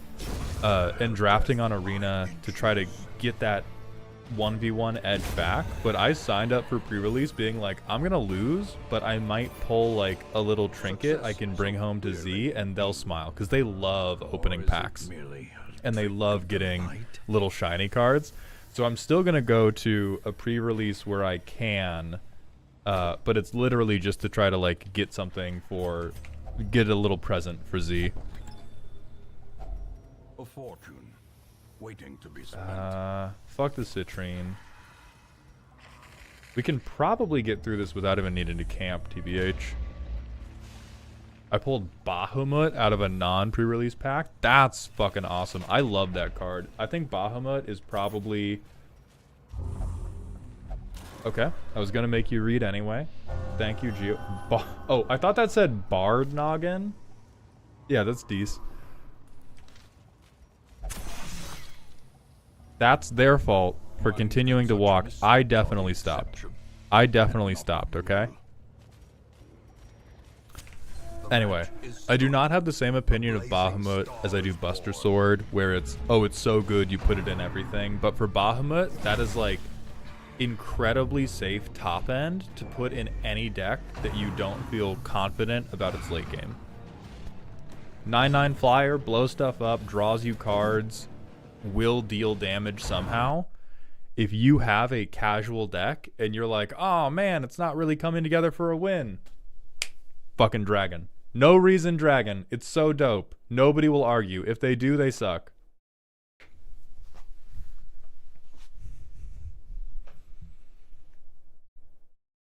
Yeah, Bahamut gotta be one of my favorite raccoons, Shep is Scarlet.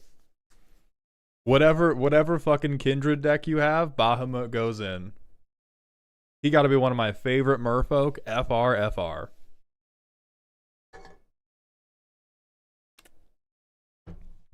He's in my VV deck. I made Z put him in their birds deck. Just fucking everywhere. I think we hew anyway, just to try to clear the corpse as well. Oh, fucking perfect, dude. Yeah, I'll greet. I said it. Okay? I said it. I get that. I fucking get that, okay? I'm the one who said it. Aaron, congrats on the borderless Terra in your pre-release. Was it the Mardu one or the 5-color one? We lost game audio? What? In that, like, little head grab I did, I somehow turned off one of my OBS volume things.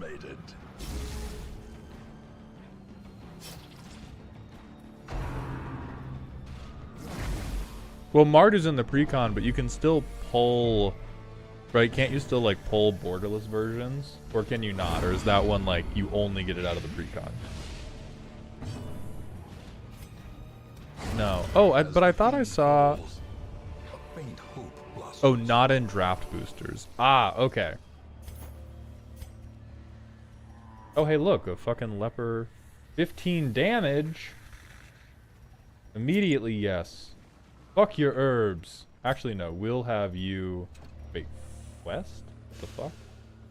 Okay, who cares? We will get rid of that to keep that. Then...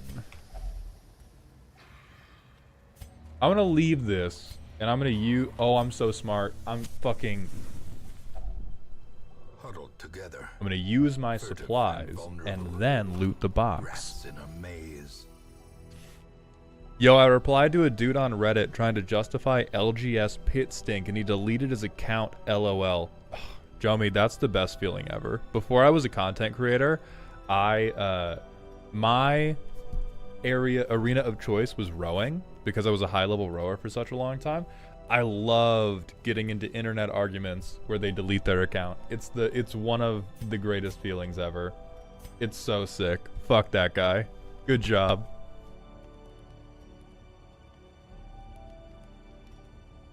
Therapy dog? That's so cute. Anyway, stop people from being surprised right now. I think we just de-stress everybody, to be honest. Yeah, encourage. We just don't want... Yeah, we just don't want heart attacks, really. Proud. Yeah, therapy dog. Fuck yeah, pet the dog. And then we should be chill.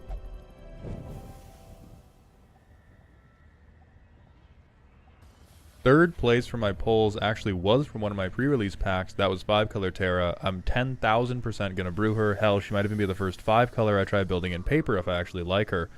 I honestly might build a Terra deck myself. It's the first enchantments deck that I'm kind of like, okay. If only treasure could staunch the flow of otherworldly corruption. Yeah. Ooh, I can get rid of the food. We still have 12, so we should be okay. 5-color Terra has a possible infinite in set, right? I would believe it because she makes copies of stuff. As soon as you put making a copy of a different thing on the table, it's very easy for that to convert into a loop.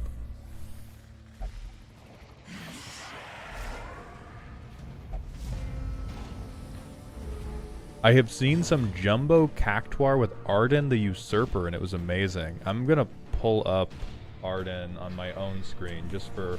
I promise we're not gonna stop and vamp, but just for my own edification. Oh, holy shit, that's hilarious. They go 5/5 lifelink haste menace demon cactuar. That's funny as fuck. No, sorry, that's novel as fuck, but I think that's hilarious.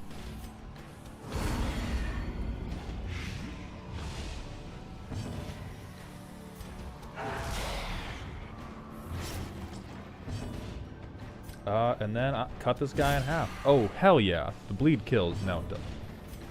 This... Excellent. Excellent. Arden seems super goofy to build, TBH. He does. I had not looked at it before, but he does look pretty goddamn like goofster behavior. Can we stop killing my guys? Yeah, the Bant Precon has the infinite as well. So that's why I said I'm not surprised. Like, they've kind of accepted that, like...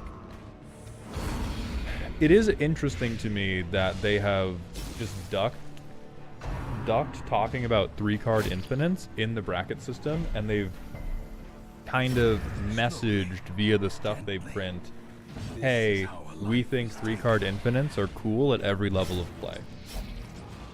At this point, if it's something you want to police, you have to police it on top of the bracket talk. It is not something the bracket system is willing to engage in, presumably because there are so many edge cases of, oh fuck, this is a 3-card infinite. Like, so many 3-card combos exist in the game.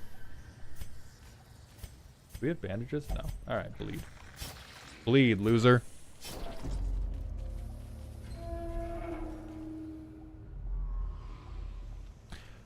NGL boss, I think you're sleeping on flash powder stacked enough. It may as well be a stun. You know what? You're probably right. I am sleeping on literally everything the antiquarian does that is not picking money up off the floor. I'm about my business. I'm sorry. Do you think this is a flashing company?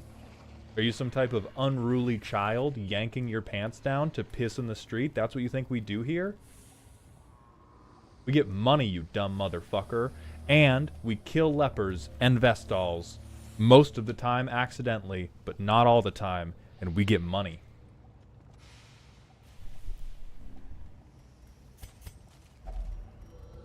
If they did not want me to sleep on the ability, why did they make the character model look like a bed? Huh?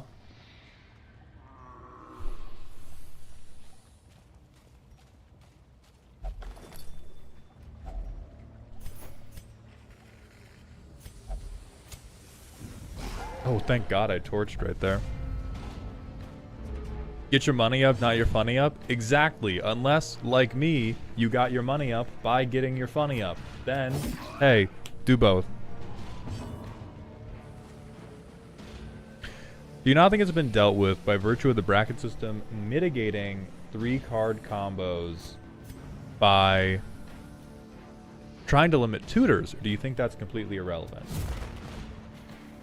I think it's relevant, but not enough. I think it's relevant in the sense that if you're tutoring for stuff less, 3-card combos are going to ruin fewer games because they will happen less frequently in total. That is meaningful. I am not, like, this does not just exist as my mind palace in the sense of, like, if it happens ever, it's a fucking tragedy. Frequency matters. And they are controlling... God damn it, guys. They are controlling for frequency a little bit by me stabbing this dumbass pig. That's right. But ultimately, with things like aristocrats in particular, there's a lot of decks where the 3-card combos do just kind of be happening. Like aristocrats as a strategy, I don't really think gets to cook at all in bracket 2 because it relies so heavily on loops and it relies so heavily on pieces that quickly build you towards comboing off. And so I do think they should at least like talk about it a little, but also like, who fucking cares, right?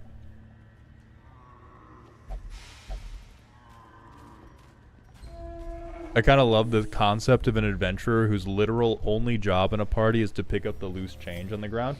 That's, yeah, they just have a guy being like, hey, what stuff in here looks valuable? Grab it. Thank God we remembered the trap.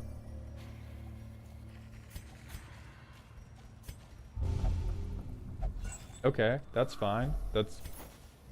Oh no, I'm possessed by the spirit of doing my job.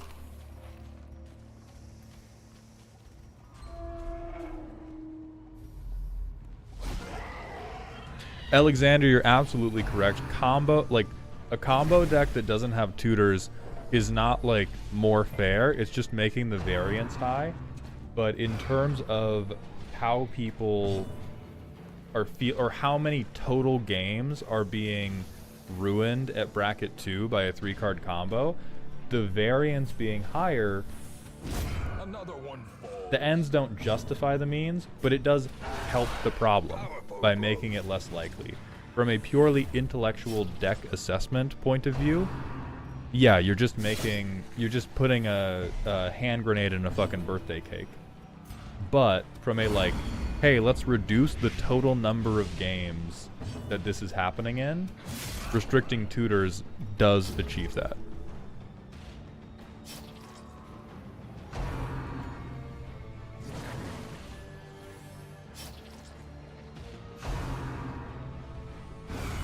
Mortality clarified in a single strike.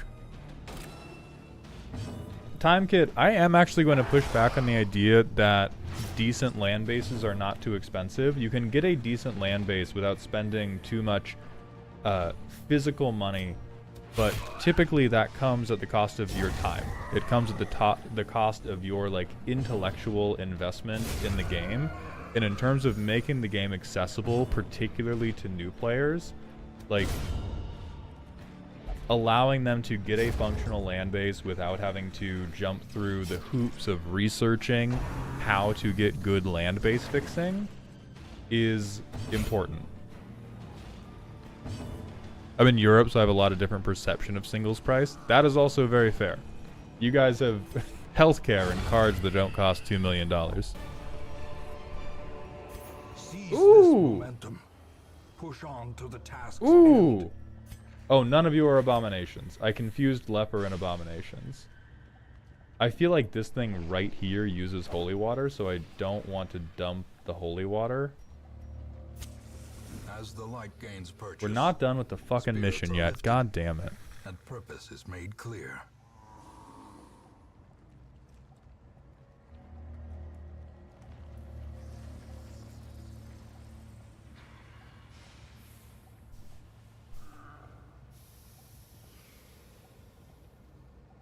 Okay.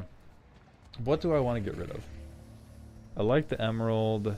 The jade 750.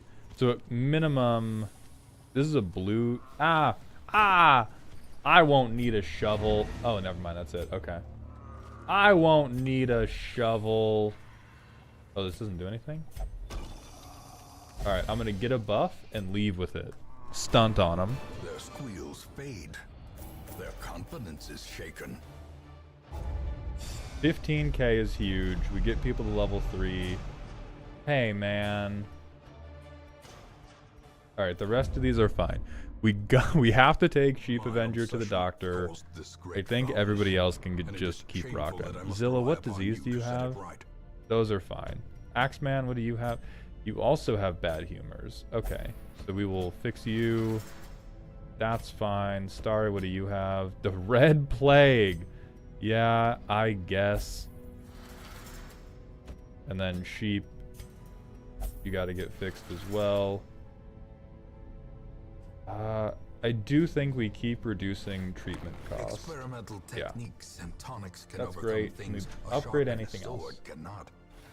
Oh yeah, we need that really badly, because that was how we sunk like $1 million into the A-team before they exploded.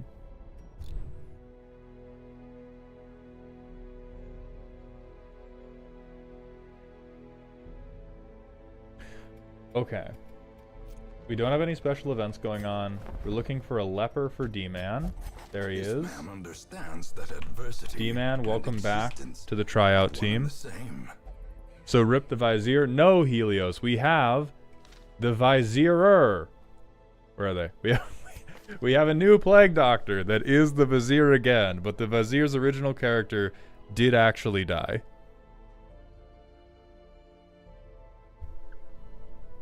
C-Mac, you get your name on the squad by just talking. You can cheer bits or gift subs to skip the line, but you're also gated by us having space to join.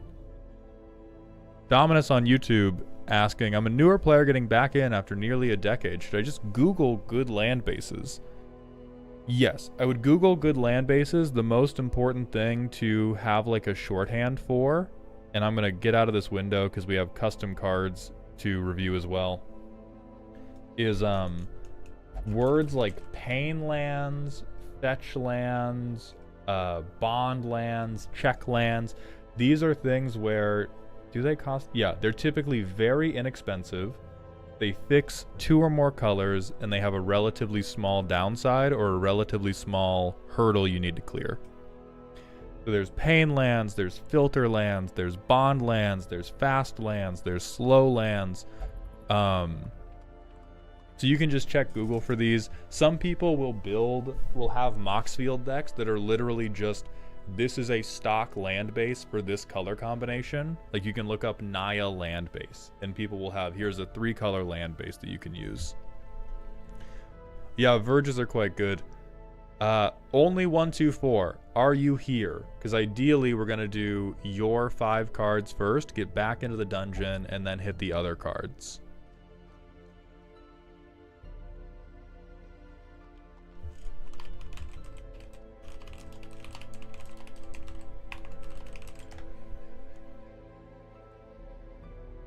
Perfect. 124 is here. Let's get into the custom card detour, which is not going to eat up all of the stream. Alright, cycle of cards.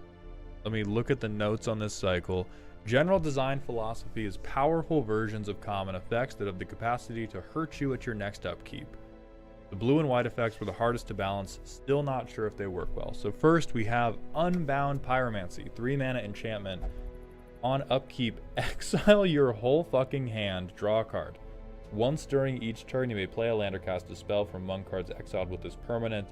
At the beginning of your end step, create a 1/1 red elemental creature token for each spell you cast from exile this turn. Ooh.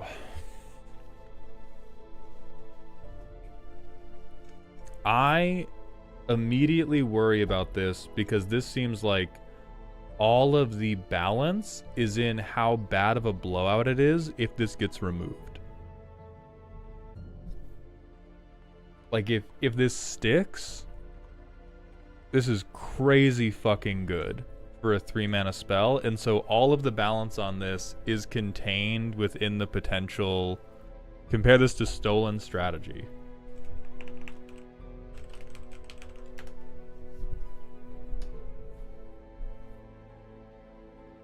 Five mana,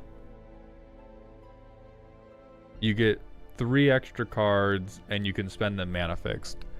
This does not seem super comparable.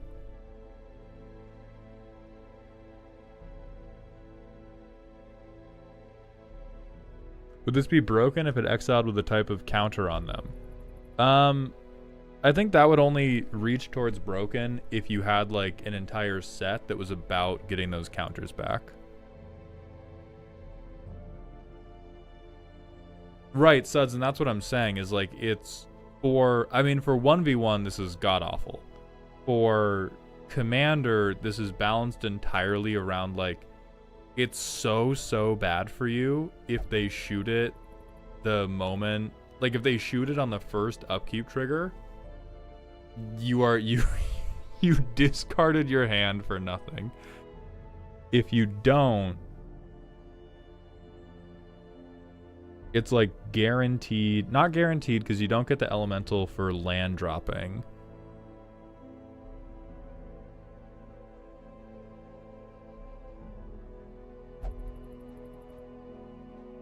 Yeah, so I feel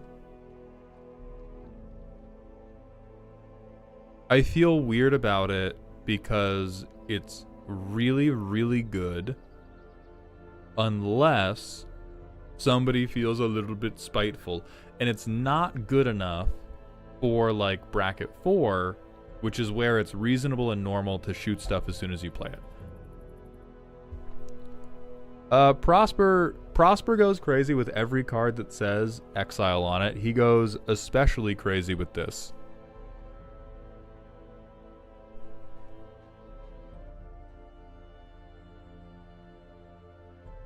I think it's probably like I would probably limit this to make a 1/1 relic elemental if you cast a spell from exile.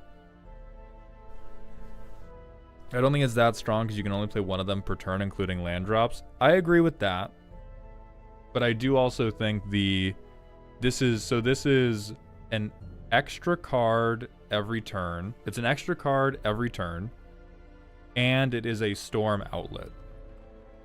And it's putting things into exile that you can access for other exile synergies. So it's really just, I think, limiting the storm outlet capability, so it's not make as many 1/1s as things you cast from exile. It is make a 1/1 if you did a thing from exile to give you like chump blockers, or you could build up a board over time. But otherwise, this is just like fucking everything an exile deck wants. You originally made 1/1s for each card exiled? Wild Wasteland, I would say, is comparable. Kind of, yes, except Wild Wasteland doesn't make you a fucking army.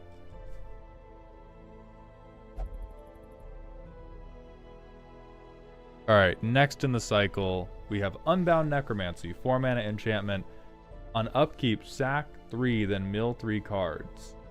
At the beginning of combat on your turn, choose target creature card. In your graveyard, if 3 or more creatures died under your control this turn, return it to the battlefield, and it gains haste until end of turn, otherwise return to hand.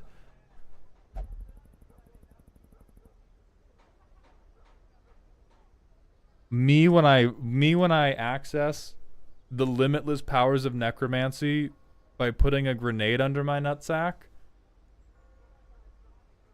this one feels too narrow in terms of who would want to play it. I think there are some token decks where they're like, hell yeah, fuck yeah, and then there's some decks where I'm like, I just can't run this because I'm gonna lose all my fucking synergies.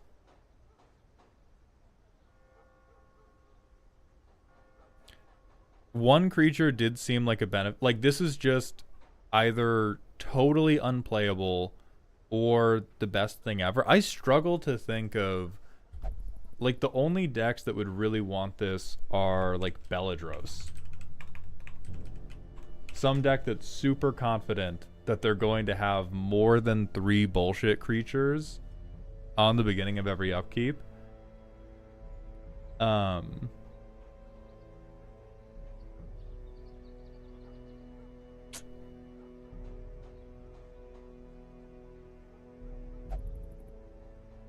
I think maybe the right way to do this is to make the sacrifice a May. So a 4-mana enchantment, you may sack 3 creatures, you do mill 3 cards. At the beginning of combat on your turn, choose a creature card. If 3 or more creatures died, so if you picked the sack, you get it to the battlefield with haste. If you didn't, you rehandimate. And then it's just like limited hand advantage. But I think making this a you have to sack is... that just makes it either total garbage or seem turbo busted if you get it with one other card. I feel like there has to be downside though. That's the point of the design. That is true. So how do we give this downside without...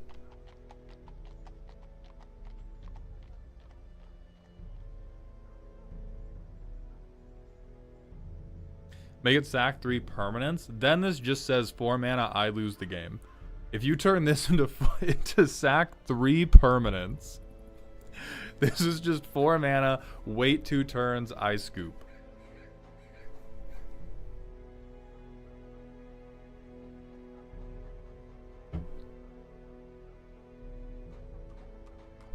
You could do exile 3 cards, mill 3.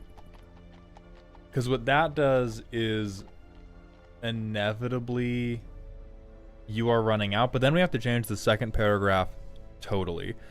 I think the upshot of all this is we cannot have we cannot have sacking creatures be part of the downside.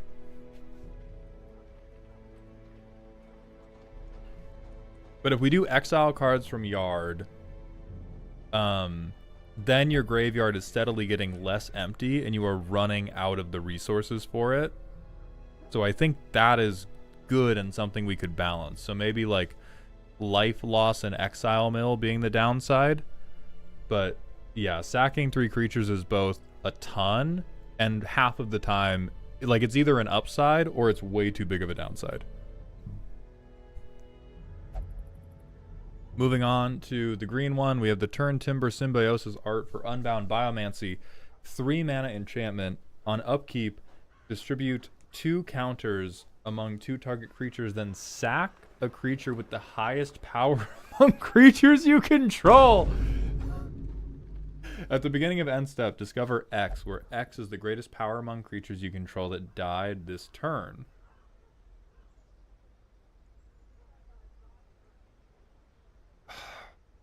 What sucks is I like this. I cannot imagine this actually reads as anything but you lose the game. Because all it takes is you miss one, like, if the discover does not turn into a new creature one time, this reads I board wipe myself. And a go wide deck could use it, like a token deck could use it, but then the problem becomes you typically have like... yeah. Okay, really what I'm complaining about is I would never build a green deck that could use it. Actually, no, I'd put this in Henzi fucking yesterday. What am I talking about? Fine boom myself. Yeah. Oh. So maybe this is perfect because I saw this and went, oh, holy fuck, do I want to gamble on this? And then went, oh, but I'll probably lose pretty quickly. Traxos, discover 9 for 4. Yeah, that's how Magic works, is you do funny bullshit when you mix and match power and toughness with mana value. That'd be hot as hell. Put this in Golgari, pass me the Calaxion, and watch me fucking work, dog.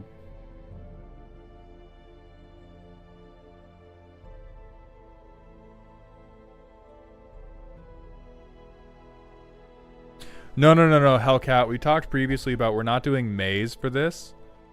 We are not doing maze for any of these because we want there to be a push and pull of good and bad, and so we want the upkeep thing to be like, this has to happen.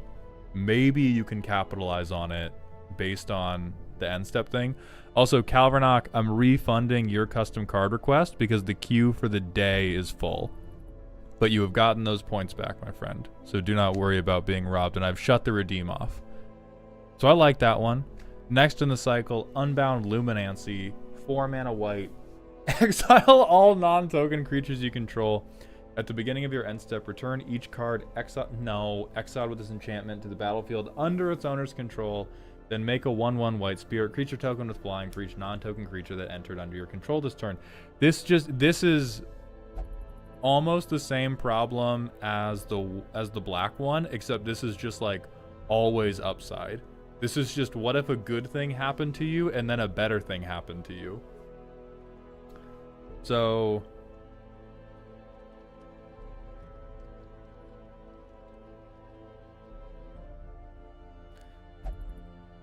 I don't know how exactly we would do it.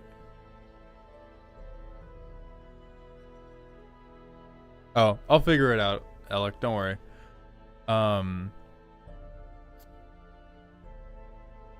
That's kind of what I'm thinking, Smokey, is like, at the beginning of your upkeep, exile a non-token creature. Not all. I think all is going to make this too much like I board wipe myself. But at the beginning of your upkeep, exile a non-token creature. At the beginning of your end step, create a 1/1 white spirit creature token. And we could do like, that's a copy of that thing. We could, I don't know how white deals with power and mana value, but we could either do make X 1/1s based on some property of the card, or I get rid of this non-token thing and I get a token copy of it back, but I never get the non-token one back. Where's the downside? The downside is in losing the non-token version forever. That matters. Like if we made this, oh, I get to flicker something, but now it's a 1/1 token copy, that, if we are saying that's not a downside, we're just lying. That card just exists, Nightmare Shepherd.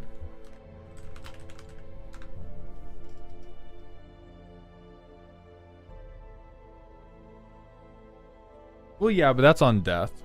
So this would be, so I think the way to balance this is upkeep version of Nightmare Shepherd, but you get to choose, I exile this thing, I get a copy of it. Oh, you could return with a finality counter. Oh yeah, we've played with those before. Okay. So I get to blink everything one time. Then why play it over Conjurer's Closet or Teleportation Circle then? I do not think it would become an over thing. I think it's, in most of those decks, it just becomes, here's my 8th version of this effect. Finality counters don't work with exile synergies, then I think that's the cost. A lot of these we want to have a push and pull of, there's something we genuinely don't like in return for a pretty good thing. And so I think we can, instead of all, it's a, oh, no, as in they don't punish the finality counters. Really? I thought finality counters said if they would leave the battlefield, they stay gone forever. Oh, I guess, yeah, if we exiled something with a finality counter, the finality counter would be like, oh, go to exile, and then the flicker effect would bring it back anyway. If we wanted to word for that, we would go, at the beginning of your upkeep, exile a non-token creature you control that does not have a finality counter on it. That gets a little wordy, but I think those are all the words we require to do the stuff we want. Next, we have Unbound Duplimancy. 4 mana. When you cast a creature spell, copy it. At the beginning of your upkeep, return all non-token creatures you control to their owner's hands. Yet another, I know you said it in the notes, this is another all upside. I would just do this.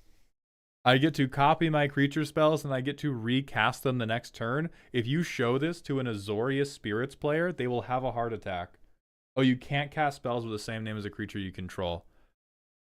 No, still, what if only good things happen to me? I may not be able to loop it every single turn, but it just becomes I get a free copy of every creature I cast, and I get the card in hand to recast them if the copy's ever removed. What if I had a What if I played Consecrated Sphinx and got to keep Consecrated Sphinx in hand for if you ever removed my token copy of Consecrated Sphinx, and then replaced that with any good creature? With any good creature.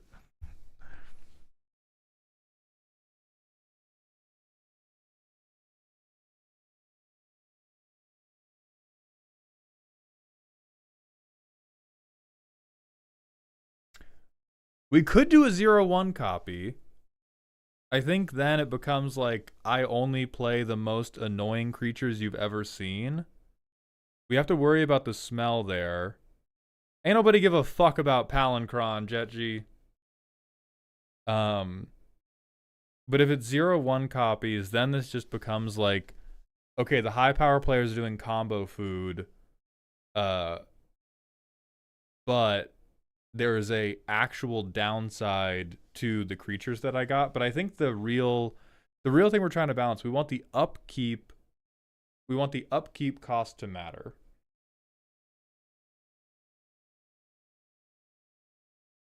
You know what? This would be kind of weird, and I don't know if it would work elegantly. What about non-land permanents you control are legendary? So you get to copy it, but you immediately get fucked by the legend rule. And so you would use this for ETBs.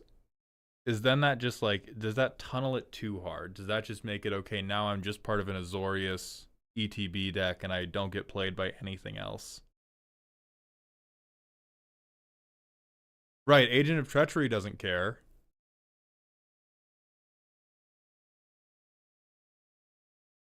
You can't cast spells with the same mana value as a creature you control is a good handbrake on power, but it does not achieve the flavor of the cycle. The flavor of the cycle is meant for the... Oh, well, neither does the legendary thing I'm talking about, so fuck me.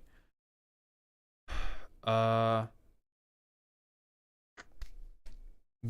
would the upkeep...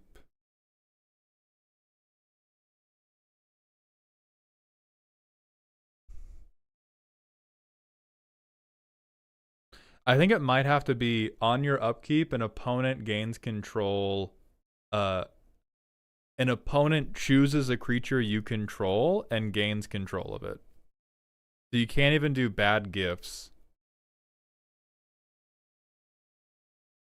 I do not think it has to be limited to instant sorceries and artifacts. Blue has long been on the game of creature copying as well.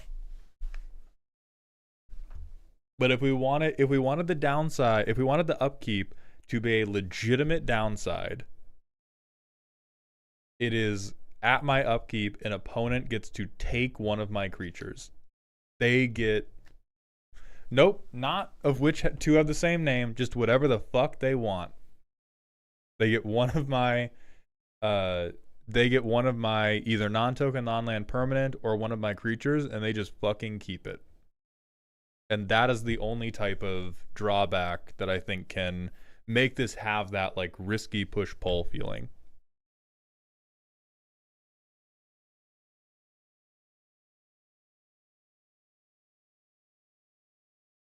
If we have it destroy sacrifice, I think it becomes just like, I think we tunnel it into ETB decks only.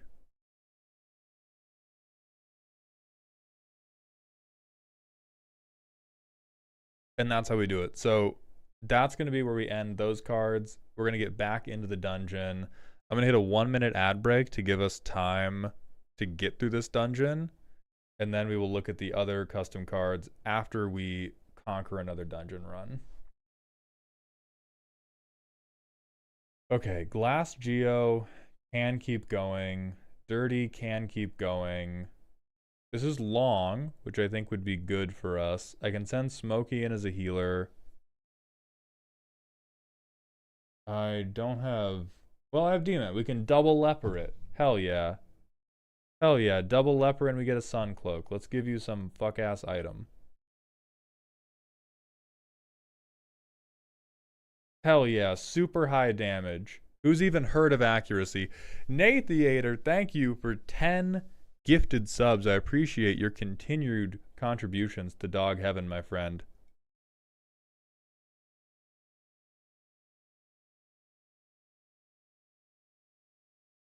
Oh, Poro, you're good. I was clip fishing. Don't worry, brother.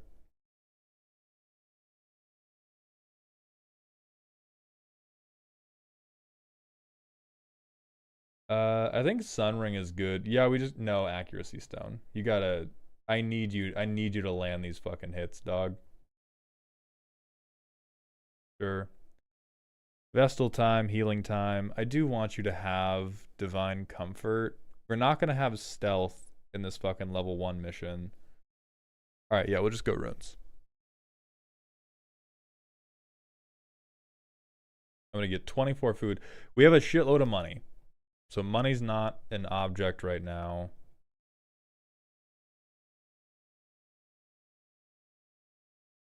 And we can like dome these supplies if we need to. Great.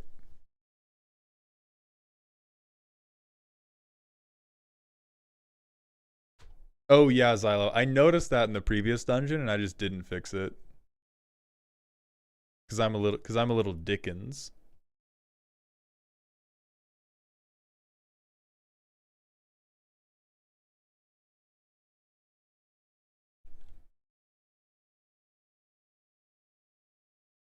Well. Hey Maul, have you considered adding a pets channel just for people to post pictures of their pets for everyone to enjoy? We have one. I don't remember which like forum post it's under because we've reorganized the Discord like 5 times, but we have a pets channel in the Discord.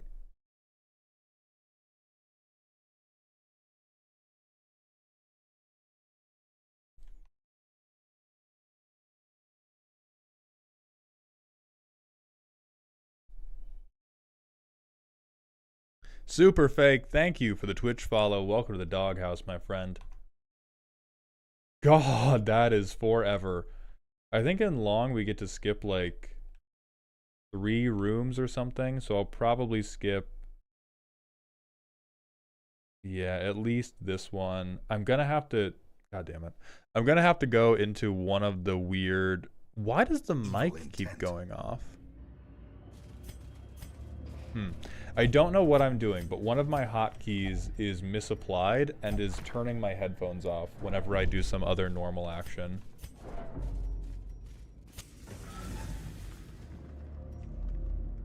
Xylo, yes, I understand that. Thank you.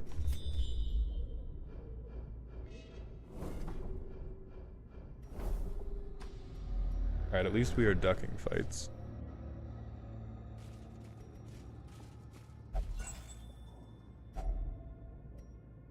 It's funny that custom card streams might happen, because after Saturday I'm actually considering shooting for the free roast now. I will say, I need to promote those better if they are to continue. Because the reason we were doing them is in part to allow the community to participate even if they don't have the money, and because they would be a reasonable time investment for me, because like more people are gonna watch because there's a chance you get the free roast. Yesterday, viewership was lower than normal than a like typical stream. And so I don't think that's a problem with the free shit. I think that's a problem with me advertising the free shit. And if we're going to take days out of the stream schedule to do stuff totally for free, I need to have that converting to more viewers than normal, or I am fucking up something. No, Helios, don't apologize. Because again, like, that is... I anticipated yesterday was going to be kind of a tough one because it was competing with the Final Fantasy release. As soon as I went live, I reminded myself, like, hey, that's my guy, D-Man. That's my guy. I was reminding myself, hey, there's a good chance viewership will be low today because Final Fantasy pre-release was going on.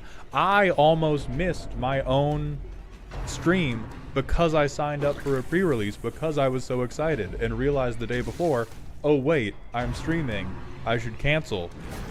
So like, if you were at a pre-release, hell yeah, I get it. I'm very glad, and I hope you had a good time. But it drove home to me how lazy I've been about advertising when it's happening. Like, what happens, my understanding of what happens in my brain is people ask me about it on stream, I answer on stream, and then a switch flicks in my head that goes, okay, I talked about it now, and then I don't advertise it off of stream, and I gotta get up. Stop moving! Is it too much to fucking ask that you just stop getting shoved around by religious twinks? Not you, Glass Geo, you're perfect. But D-Man, I'm gonna need you to lock the fuck in. God damn, dude. For the custom cards, would you be interested in edits of existing cards in ways people think cards should be? I would be open to that. Yeah, we'd look at it. You die. You're not dying yet. So let's go ahead and kill you. But yeah, like Z is at a two-headed giant pre-release right now. So yeah, it's just all like... I try to not stress myself out about Twitch viewership because I am immensely grateful and lucky that I have enough Twitch viewership to worry about it being my job at all. Those streams in particular, I have to make the Twitch viewership work for me to not, for it to not be bullshit.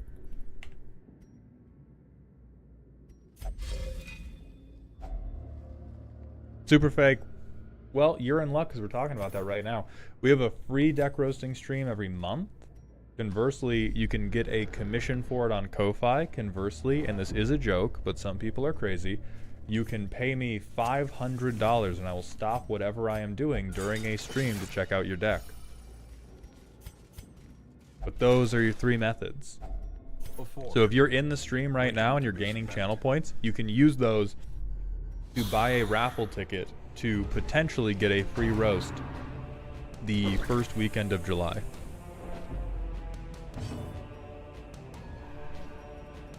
How quickly are the roasts selling out after the price increases? This last month it took 2.5 hours, also with 0 promo.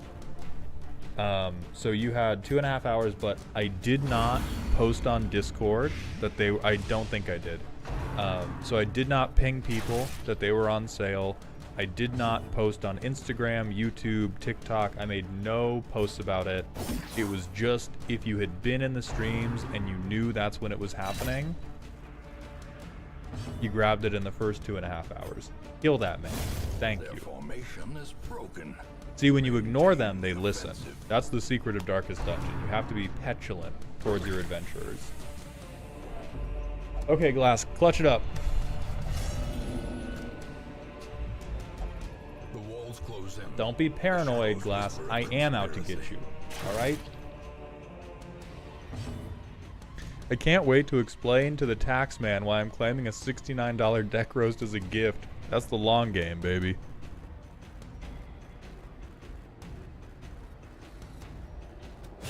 Alright, kill that guy. As the enemy crumbles.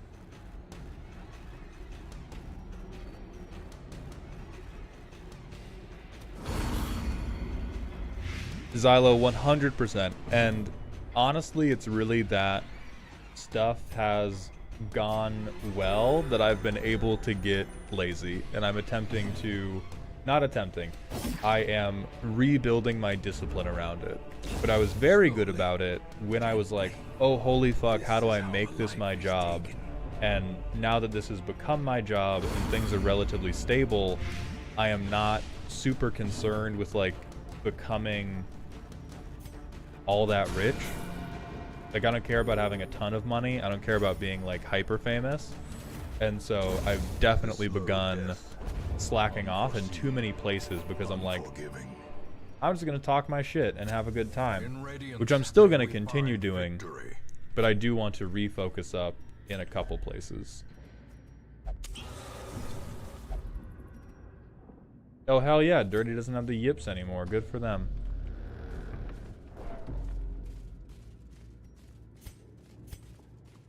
Do you have goals for, like, steady growth? I used to, Nightsea. I don't really have set numbers in my mind right now. The problem with being a internet personality is you are either growing or shrinking, not really an in-between. It can take a little while for the shrinkage to, like, show up in a very big way, but you are either getting more popular or less popular. It is almost impossible to, like, hold popularity.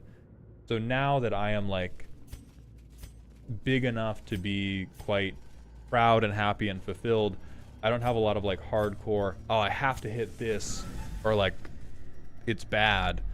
But I am still trying to make sure that I am still growing, because if I'm not growing, period, it means that we're falling off. Those are the only two directions that exist in the internet zeitgeist. Okay. Oh, we surprised him. We're gonna live. We're gonna live, thank God.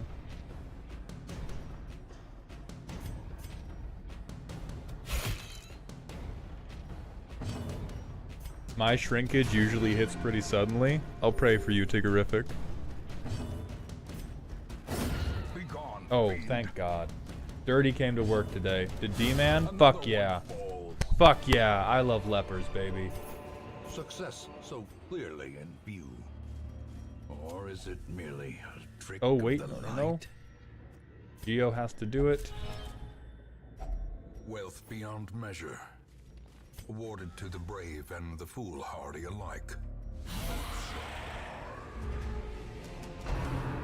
Damn, these motherfuckers yell loud. I'm gonna turn you down a little bit.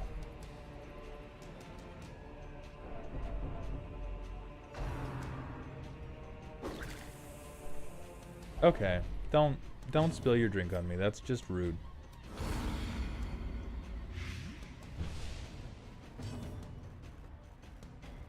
I believe lepers can, like, de-stress people by losing a shitload of health, right? I'll probably have to do that overnight.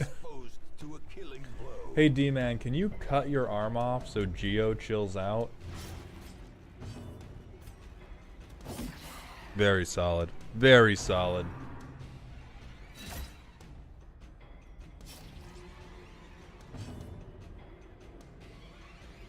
Oh, revenge is cool. God. Shouldn't have said anything nice. This is what happens. This is what happens when I say nice shit.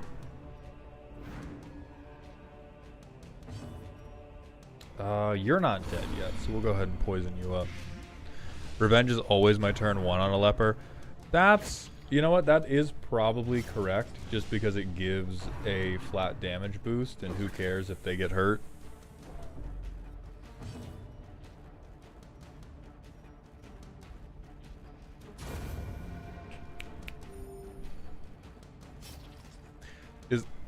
Oh shit, my light wasn't plugged in. Now the dungeon's actually dark.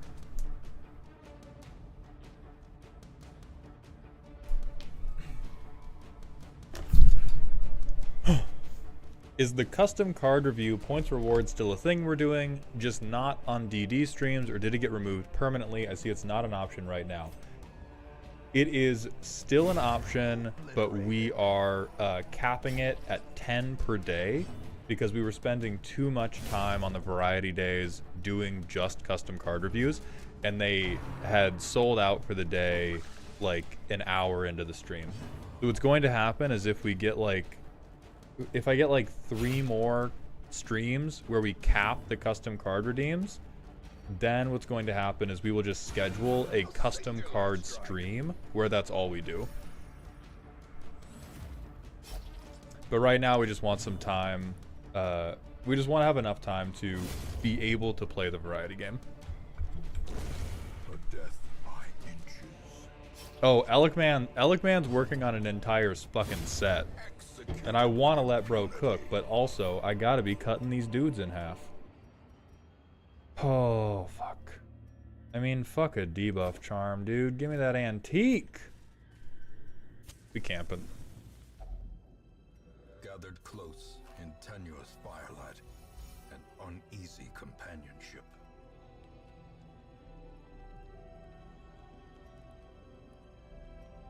Let the mask down, everyone else gets stressed out. That's horrifying. That's so mean. Let's quarantine. Yeah, I'm gonna make both of them quarantine to de-stress everybody. Then we'll pray. Oh, I don't have anything to... Ew. I do not have anything to prevent a nighttime ambush. That is not my most favorite thing.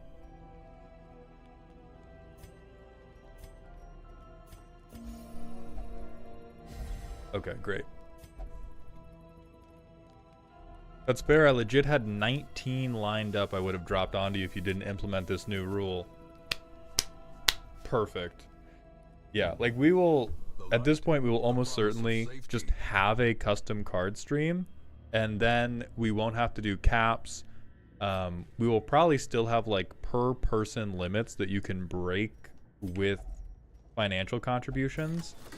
But then it could just be like, and that's also easier for Mango to edit into YouTube, like, and just be custom card roasting. Jay says there will be another round of 5 custom cards getting done after this dungeon. We will not be doing any other deck roast this stream unless somebody redeems the $500 instant roast.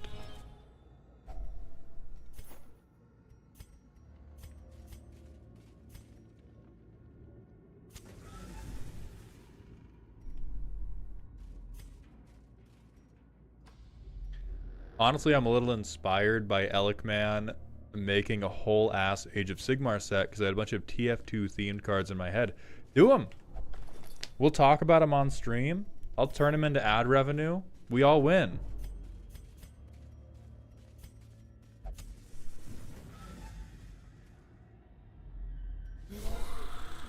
Oh, fuck. Not him. Oh, we surprised him. Get fucking poisoned on. Surprise move. Bubonic Plague. What happens if someone drops the 694.20 right now?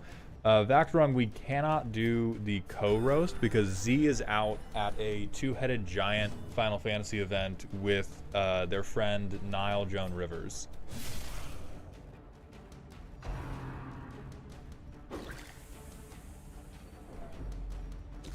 Gosh dang it. So we could do the $500 roast today.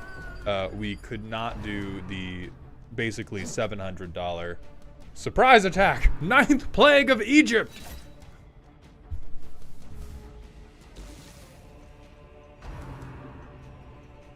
That's fine. I don't care if D-Man gets stressed out. Conference Chris, thank you for the Twitch follow. Welcome to the doghouse, my friend. You keep getting poisoned. You go die.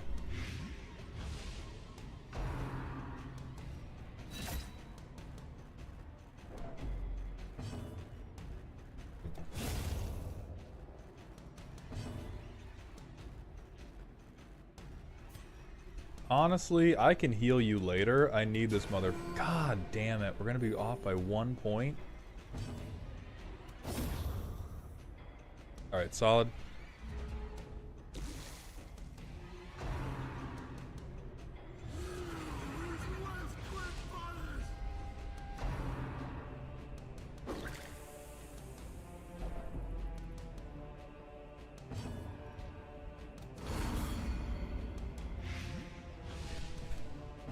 Tigger, I would agree with you more if I had ever used the Jester. I think I've played them in like 2 dungeons.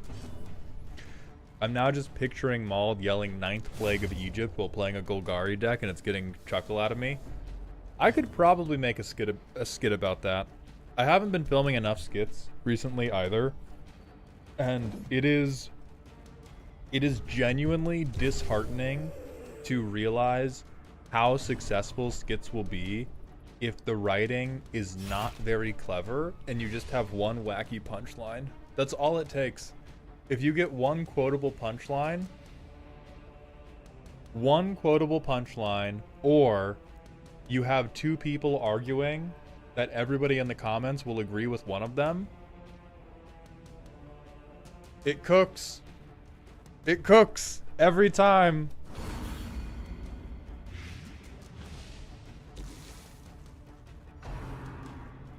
Yeah, a single punchline gets the rewatcher share most of the time.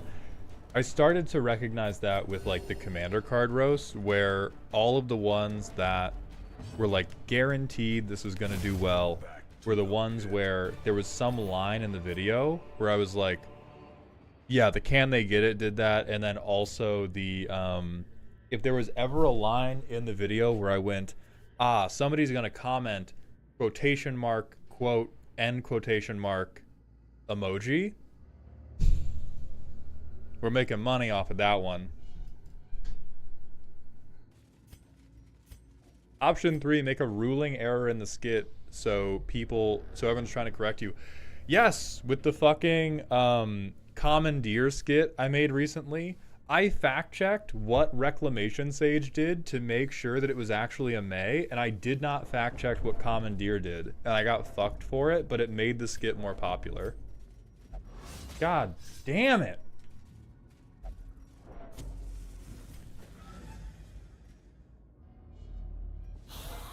There are so many fucking fights in here, man. Hey, just do more Deadpool bait. Oh, yeah.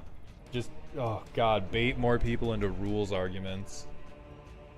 Oh, yeah, Bradley, we got the antiquarian fucking geeked up in this team. The Vivi, he's 96% C4 by weight is my favorite. Hey, I appreciate you. Are you fucking serious? Who's this antiquarian? Glass Geo, come on, man. Another abomination cleansed from our lands. Fuck yeah. Fuck yeah. I love lepers. I love leaping.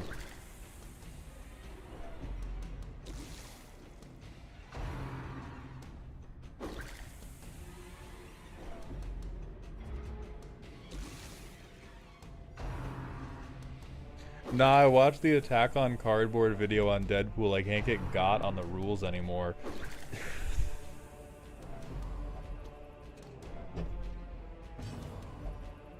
Dude. Oh, are you fucking serious, Gio? The number of people who think they're like the only ones that have realized some game-breaking rules interaction in Magic is crazy. Do you have any DLCs active? No, this is my first time playing Darkest Dungeon. So this is a Darkest Dungeon 1 blind run with no DLCs, and I've been generally asking Twitch chat to limit the, like, to not give me direct advice.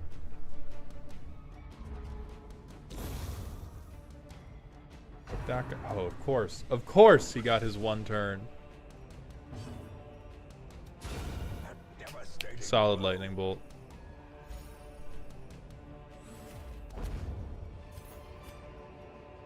Don't have shovel room, that's fine. But a victory nonetheless. I really don't want to camp here, is the... Like, we still have so fucking far to go.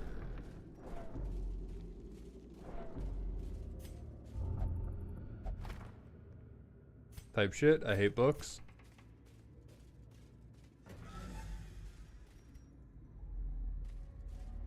We have 8, 12...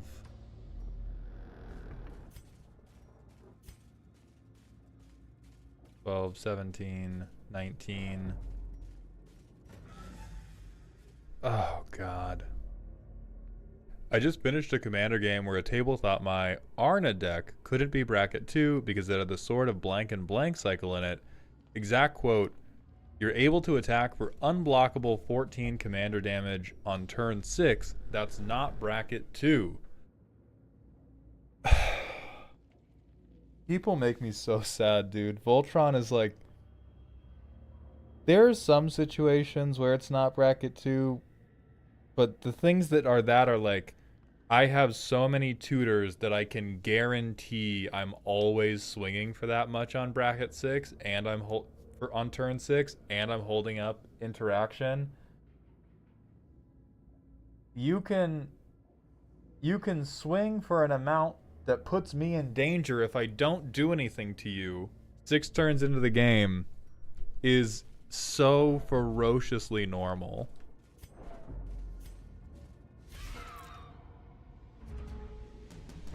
To be fair, Arna does have a good ward cost. People really don't want to discard cards. That is true. Like, since Arna is ward, discard a card, she's basically like ward, hexproof to bad players. Lightning bolt that dumbass.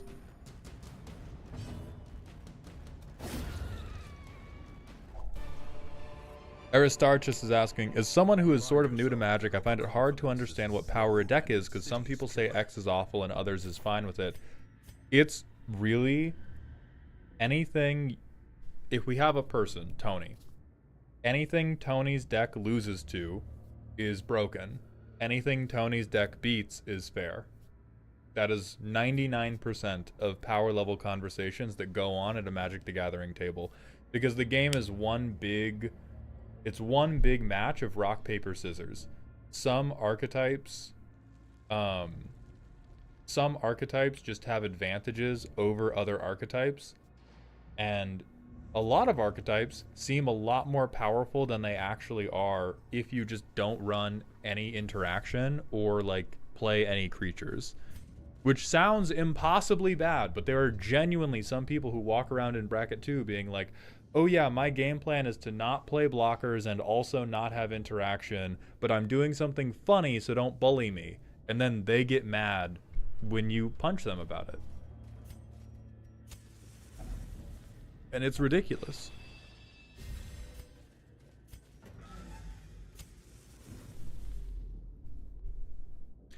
Would you agree that every player should play 2 to 5 high power / CEDH games so they understand what high power actually is? I would say all the way to CEDH rather than high power, because in high power you get a lot of people that just want to like monologue about their favorite combo. Like there's a lot of people who will tell you like, no, my force discard deck is super good, and it's just really strong in one specific area and incredibly fragile. But I would recommend that every new Magic player either play 1v1 Magic, not Commander, 1v1 non-Commander, or play multiple games of competitive Commander, and you will have just way more fun for the rest of your life.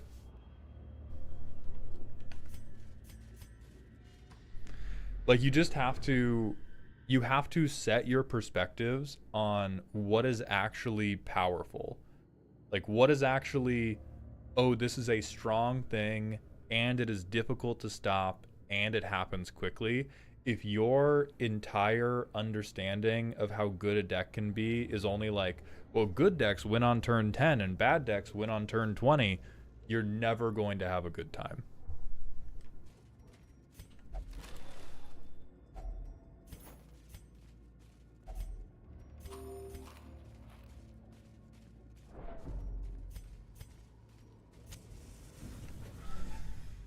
I don't think you should ever have new people like playing in tournaments, but you should play CEDH level decks with someone who is knowledgeable about the format, to learn what stuff is like actually good.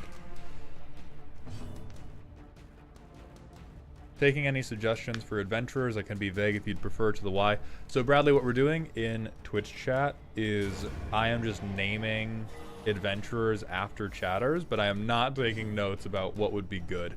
I am learning enough about the game to develop my own opinions about what is good. Some of those are wrong. But I ain't hearing shit about what class to play.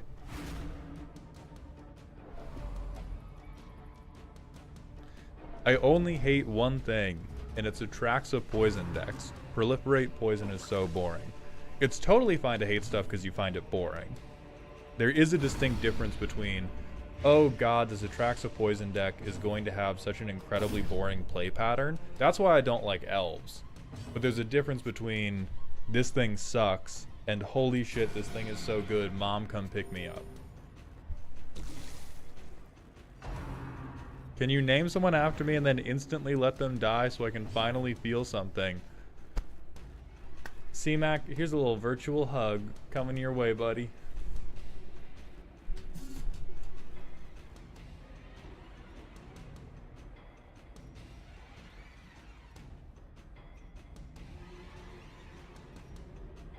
Okay, God damn it, D-Man.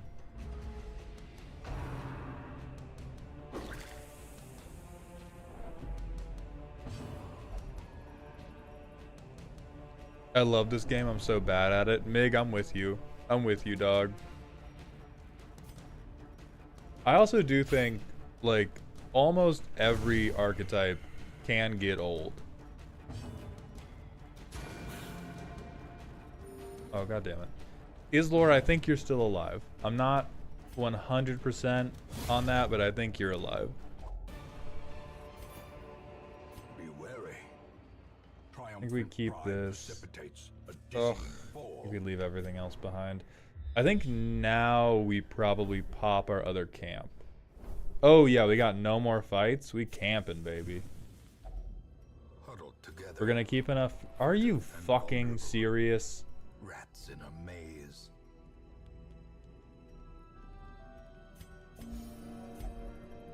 Fucking relax, dog.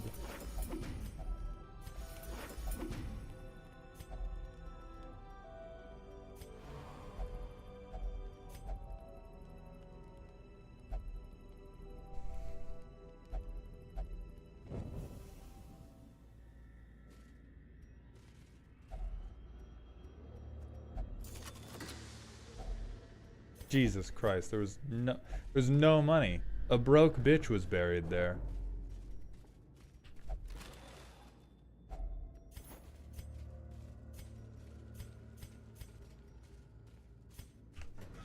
We're in basically no danger now. There's a non-zero chance we lose Geo just to him getting stressed out about us walking around, which is fucking hilarious. Like, one, the collector is not real and cannot hurt us. Neither is the shambler. However, Geo doesn't like the texture of the stones on his feet and might have a heart attack about it.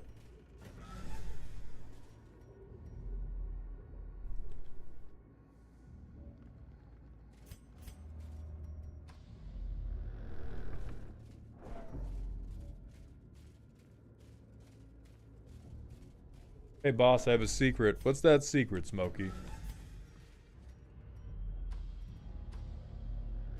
Oh, never mind. We have like 4 fights that we have to do, actually. Lest we backtrack the entire fucking dungeon. Ooh, that's not as positive as I thought.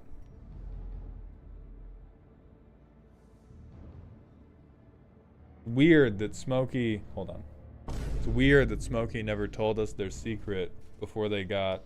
before they deleted their Twitch account. That's crazy. Explosivo, I'm with you. I love Stacks, quite frankly. I think Stacks is awesome. I just think Stacks only belongs in higher levels of play.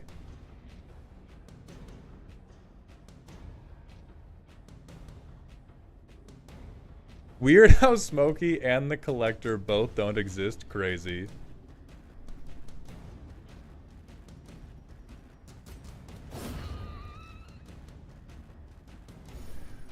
We have someone in our friend group who always plays Poison Atraxa, and he has to be eliminated first most of the time because we're all on a timer against that deck. Yeah, that is the good and correct and morally upstanding way to do that.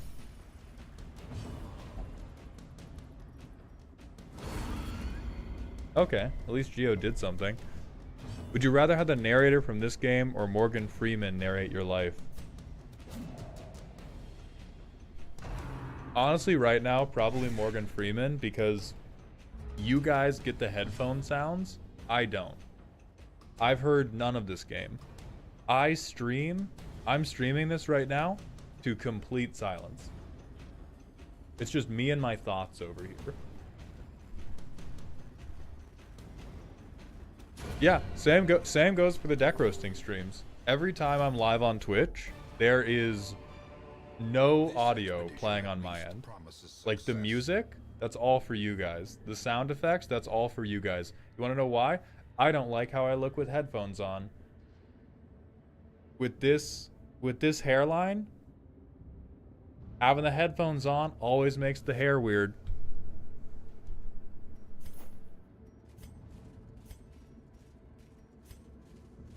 The sacrifice I have to make, but I make it for you all. A handsome reward for a task well performed.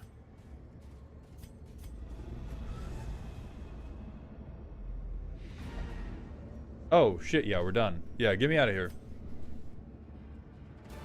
Mauled, sir, will you be in Vegas? I'm not going to be at MagicCon Vegas. The next MagicCon I'm going to be at is Atlanta. I think that's also the next event period I'm going to be in. I might be going to TwitchCon. Dog, how... We did fine that whole mission. How are you going to have diarrhea right now? What's up, Parasite Gaming? How you doing? Bro, always avoiding me. Yeah, Skippy, listen. WotC does not fuck with me, but they told me that you bought your ticket. Canceled at that moment. Canceled at that fucking moment, dude. But boss, have you considered using truly wireless earbuds from Raycon? I should, genuinely. I just don't want to spend money like that. We have 40,000 gold. Perfect. Okay. We're going to hit a manual ad break so that I can use the bathroom. And then we have our next set of 5 custom cards to redeem. And then we are probably going to hit one more dungeon after that. So we're going to put... Okay, Geo. What the fuck? Will you drink? What will you do? Other than annoy me? Not allowed... Oh, will only gamble, and you've been caught cheating at gambling.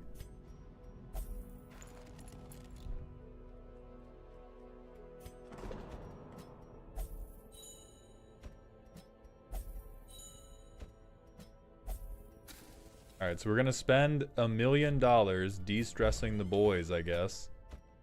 You know what? I'll send us to ad break time now, and then we will do custom cards on the other end of all this logistics stuff.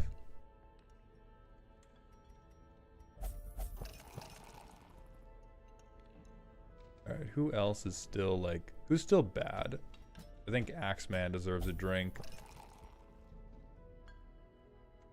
Your witty diatribe about MTG cards is ingrained in my head. Excellent. It means the worms are working.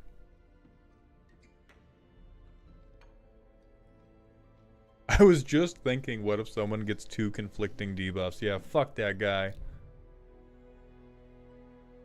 Alright, I'm going to go use the bathroom, but I will pull up Hellcat's card that we are going to start with so you all can gaze upon it. I'll move this for TikTok. Yeah. So you all can gaze upon it while I go eat like a slice of bread or something. I will be right back.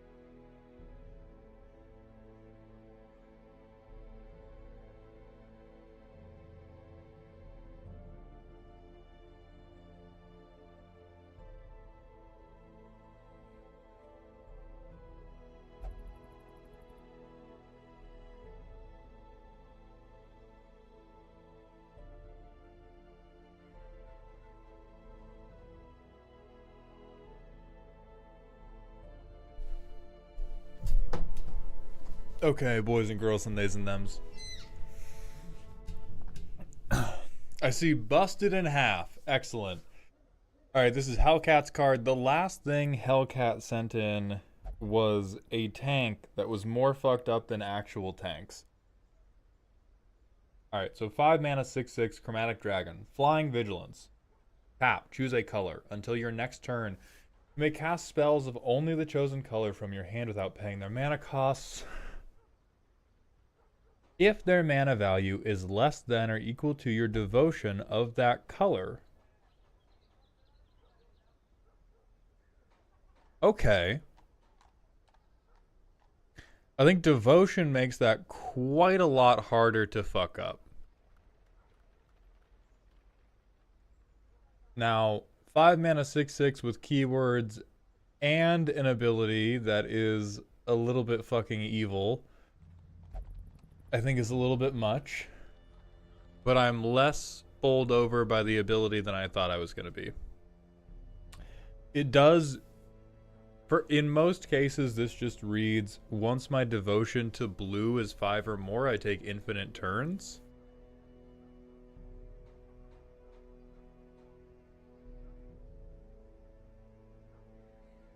How does Consider Breach win the game for free?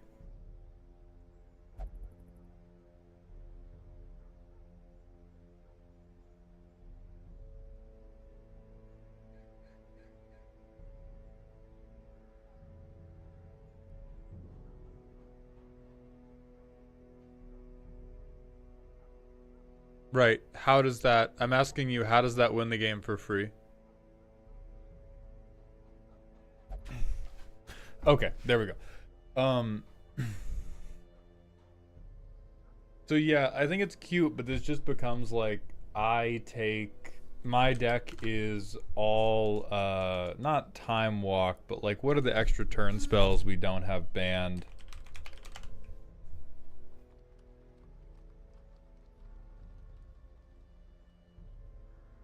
Come on, Scryfall.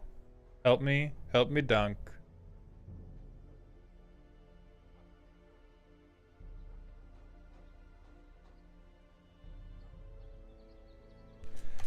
Yeah, there's like Alrund's Epiphany, but a lot of them, yeah, Time Warp.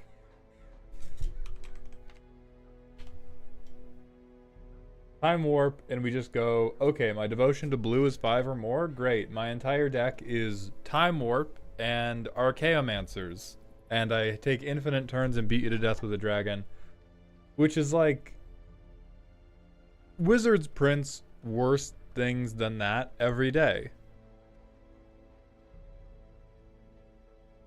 If you could untap it, you could cast more colors of spells, but also you need to have devotion to those. Like, I think the devotion is really keeping this in line.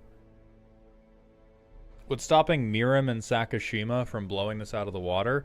Really just the fact that Miram and Sakashima already blow every dragon out of the fucking water. If you are playing Miram as your commander, or not, you couldn't do it as your commander because this is 5 color. But if you're combining this with Miram and Sakashima, I don't know, Terror of the Peaks is like winning you the game for doing that. We do probably knock it down to a minimum of 5/5, but I like the ability, actually. I like the ability a lot more than I thought I would. But currently, Hellcat, yeah, this is a... Your body is a machine that turns cards with normal stat lines into cards with stat lines that are too good. So yeah, devotion is the baby car seat for this. I like. Next we have white breads, and then we're going to do Elikman's thing. Or Elikman's 3 cards. Don Andre's Trap. 5 mana sorcery, deal X to each non-pirate, where X is the number of permanents you've stolen. For each creature you don't control that dies this way, you make a tapped treasure token. That seems pretty fine. You gotta have a lot of stuff you've taken. It is not easy to run up the number of permanents you control but don't own. And so getting tapped treasures on top of that seems like a perfectly fine reward if you've built up to like 5 or more. Plus, blowing out a token player makes you richer than God. Yes, complete approval, White Bread.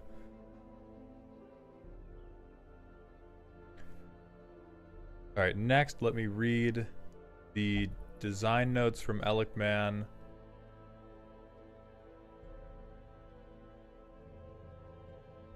This is from the Age of Sigmar set. Fungoid Cave Shaman, a 3-mana 1/5.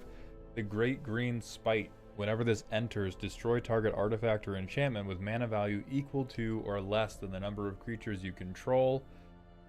Exhaust 3 and tap. Copy the next non-artifact spell you cast this turn. You may choose new targets for the copy. Activate only as a sorcery.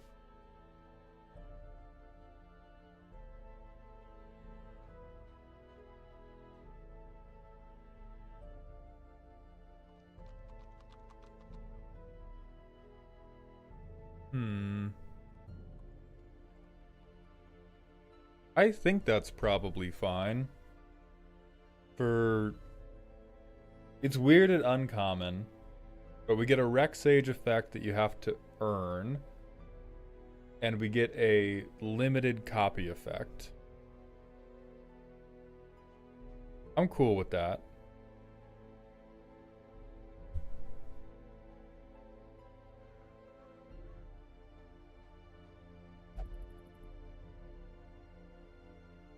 Then we have Dankhold Trogboss. This is a 7 mana 8/8, reach, trample, 3 mana regenerate, exhaust 8, double the power and toughness of creatures you control until end of turn. Also weird and uncommon, but yeah. I might remove the tap just to make it work better with Scragrot. What do you think of that? I personally don't think so. But yeah, 7 mana 8/8 is just like everybody. Like, I think in the first draft, everybody does of a set. They just go like, oh yeah, I'll take ramp and this guy.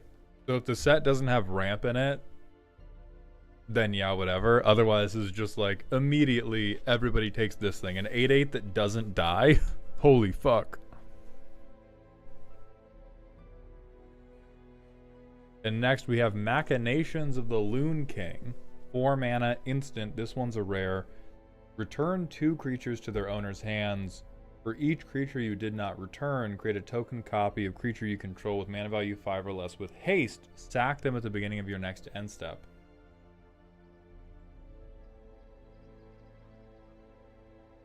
This is really good. I think the return is bait. Like, the return is really, do you not want token copies of the shit you control? The return is not, we buried the fuck out of this lead.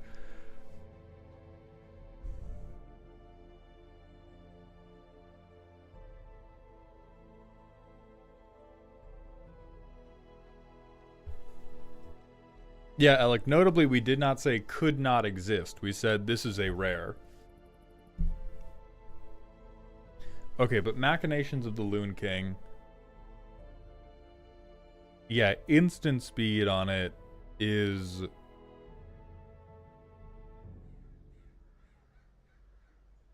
Instant speed is pretty fucking good on this because you can even use it as a combat trick. Because you make token copies of stuff on your opponent's turn to have blockers. You like beat them in a blocking situation now that you have more creatures, and then you get to swing. I don't think it's too good to be printed. But I think the token copying is in most cases much better than bouncing to hand.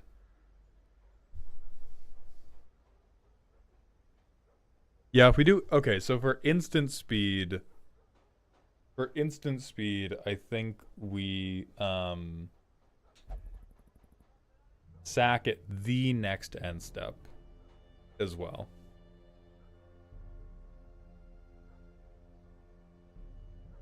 Yeah, sorcery would also help, or more expensive to keep it at instant speed are all things I agreed with.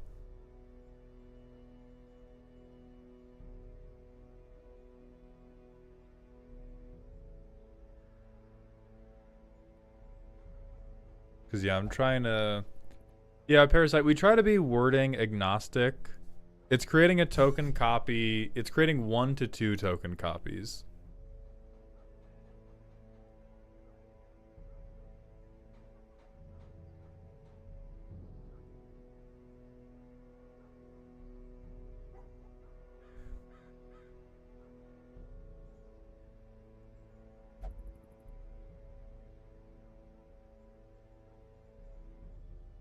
So the token copying would be good to combo with the exhaust effects that you sprinkled into the faction. I think the thing is now we're like, that is commander pilled again, and it is good.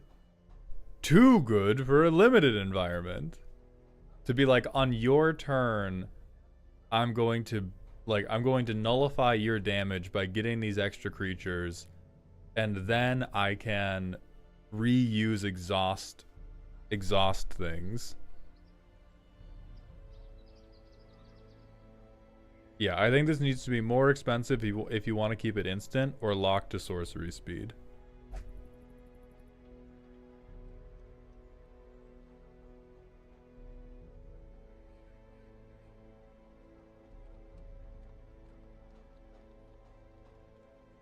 Purely copying a single creature on instant is 3 mana for comparison. Okay, well then I'm a little bit wrong. Because does the 3 mana copy sacrifice, or is that like cackling counterpart or something? Alright, fuck off.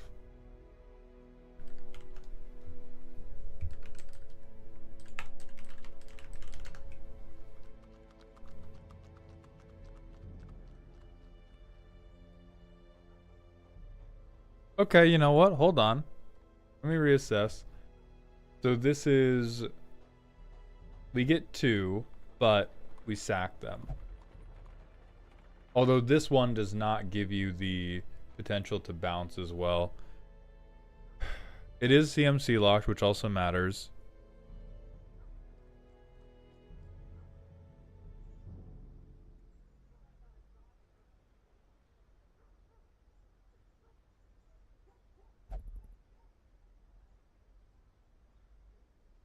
They do get hasted. I still think we probably have to knock up the cost a little bit.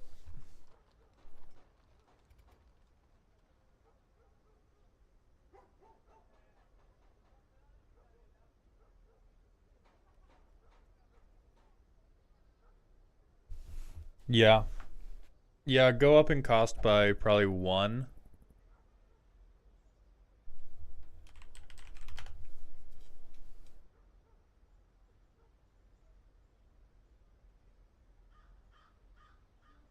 Yeah, but oh god.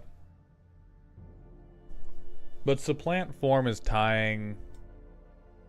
I don't know. I feel like it's too different to just go like 1-to-1.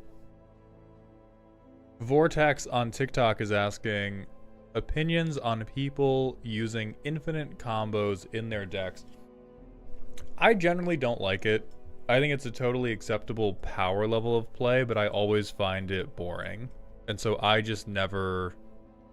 I never play with them. But I'm not, like, philosophically opposed to it. I just kind of go, not my thing.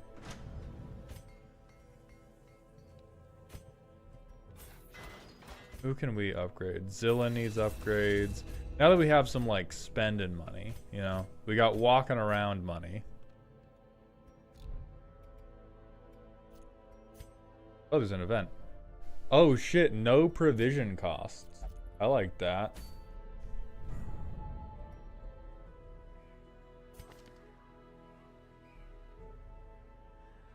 Jesus Christ, what is wrong with you? Okay, do we have any, like, crazy I don't think we have any grave robbers in the party. Who do we have that needs to level up? We have a level 3 antiquarian who's ready to go. We could send... I don't want to send the Vizier and an antiquarian in because they both don't do a ton of damage. And then they both... Do we have a little bit of healing? Do you have healing? They could have healing. Okay, so we have 3 like semi-healers. Who's dealing the damage? This guy's dealing damage, and Vizier can deal plague damage. So we could send that into... That could work in the Cove. I don't think that will work in the Weald. Vortex, I did see the 3-card Infinite in Counter Blitz. I think it's lame as fuck. I think with Walking Ballista, it's kind of hard to avoid.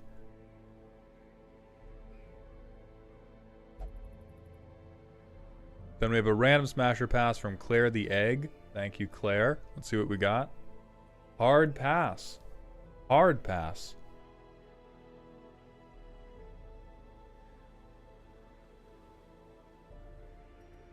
Let me pull this overlay back up. Do I care about the Unholy Ring, or do I care about the Man-at-Arms eye patch? I don't care about I don't care about any of these things.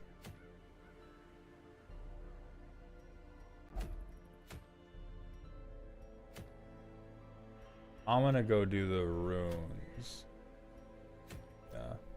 Actually, no. Pre-provisions mission, I'm gonna do the medium one. I'm surprised they let that pass in a precon, but I assume they just missed it. I don't think they did, Vortex. This is like the 3rd or 4th time they've printed a 3-card Infinite in a precon. I think it's a thing they like don't aim to do, but based on what they've talked about with the bracket system so far, and based on the cards they keep printing, I think they're being very clear that they're like, we don't give a fuck if there is a 3-card Infinite in this deck. Which I personally disagree with, but also, what the fuck do I know? Yeah, I do think they're trying to normalize infinites more because they want to normalize games ending, and they don't... Like, for some reason, they like putting infinites in lower power decks more than they like putting cards that are good at winning the game in. I dislike that the most.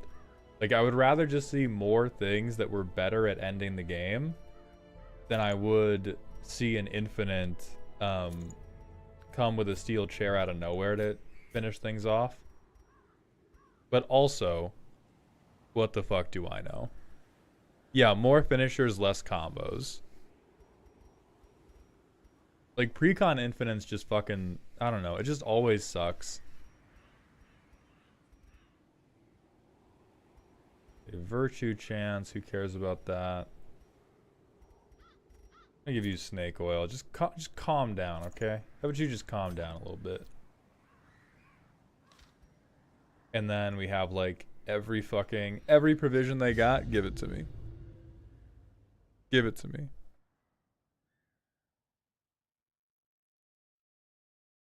Hey, Mald, how badly are the adventurers behaving? We're doing okay today. Thank you, Vortex. I appreciate that. The smell of rotting fish is almost unbearable. Because when it comes to... Oh yeah, we'll do a prediction. When it comes to 3-card infinites, a very important quality is how expensive is it? The fact that the Precon Infinite we're talking about in the Bant Precon is turn 3, right? You can land drop into that Infinite on turn 3. That sucks. Without qualification. That is a fucking stupid thing. I realize it takes the God hand, but if we are giving these players these decks with the expectation of like, this is the normal shit you do in a Magic game, and they're just going like, play land, cast spell, anywhere on turn 3 through 5, oh, I win? That's rough to me.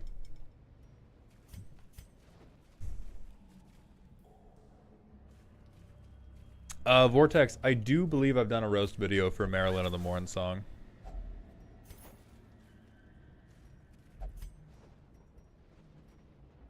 Nobody can disarm a trap but the Vizierer. Luke, thank you for the Twitch follow. Welcome to the doghouse, my friend.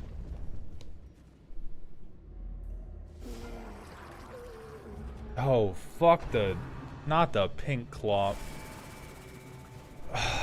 The pink claw guy with a doomsdayer is actually horrible, because we... Ideally, we never want to ignore either of these guys. I mean, I just hex you up and hope that... Yeah, fuck it. Play grenade.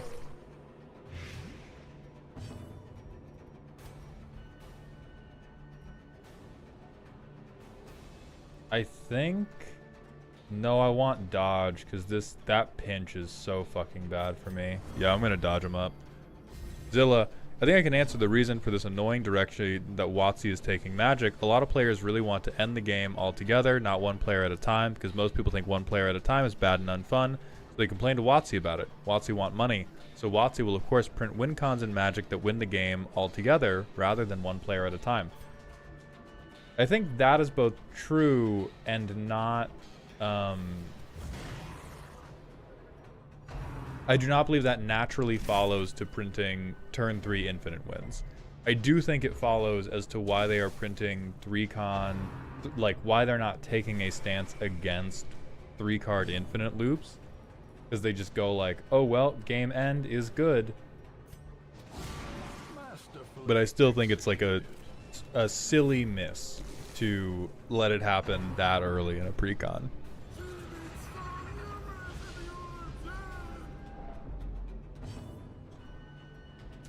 Just keep poisoning, I guess.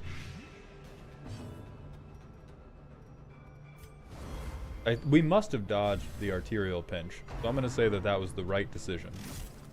Oh, hit for 0, what the fuck? Oh!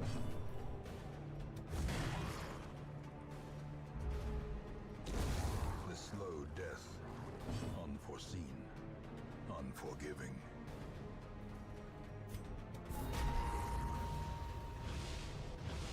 Although they did print Xenos, and they did print that Primal Odin guy, and so I don't think they're like... Yeah, they're not totally opposed to letting players just die.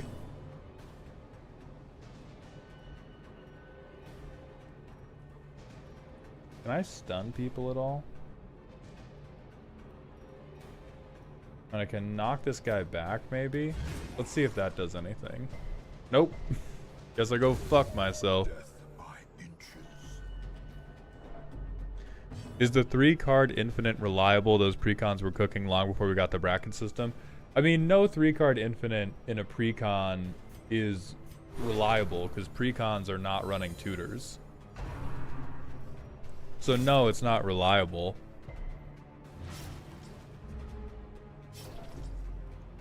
Jesus fucking God, man.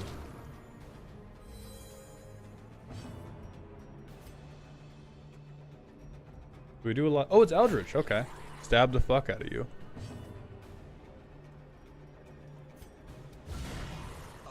Good crit.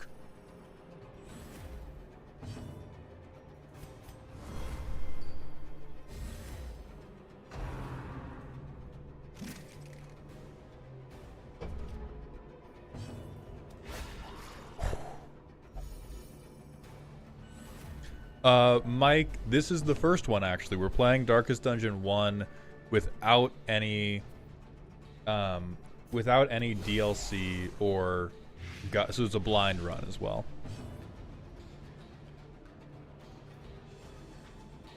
I think you all just die, so I'm just gonna take the round to heal. Have you tried a low light run yet? Those are hard.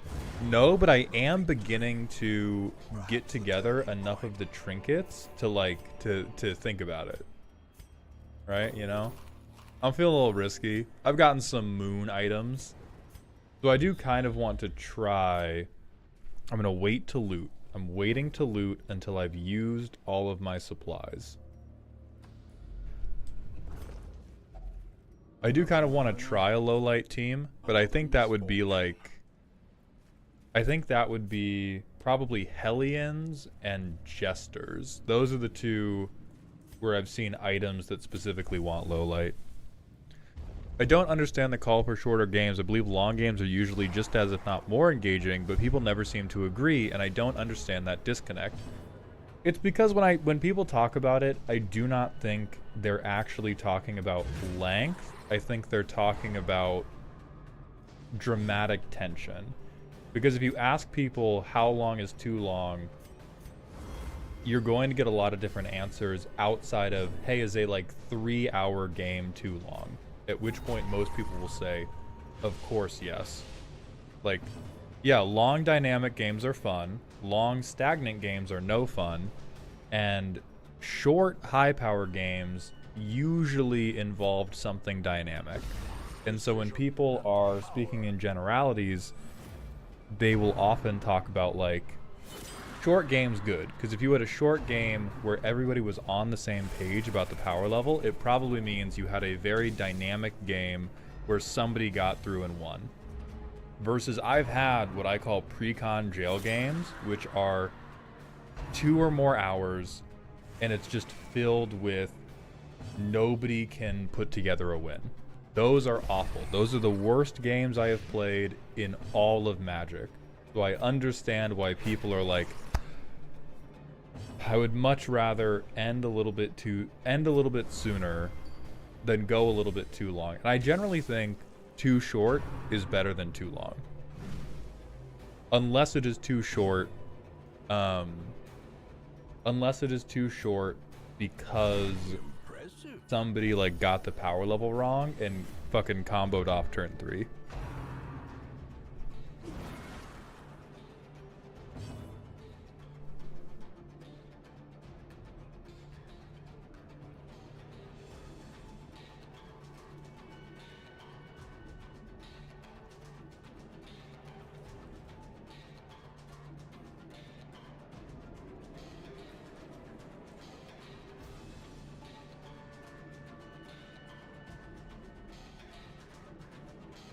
One second, everybody. Z's texting me from their event.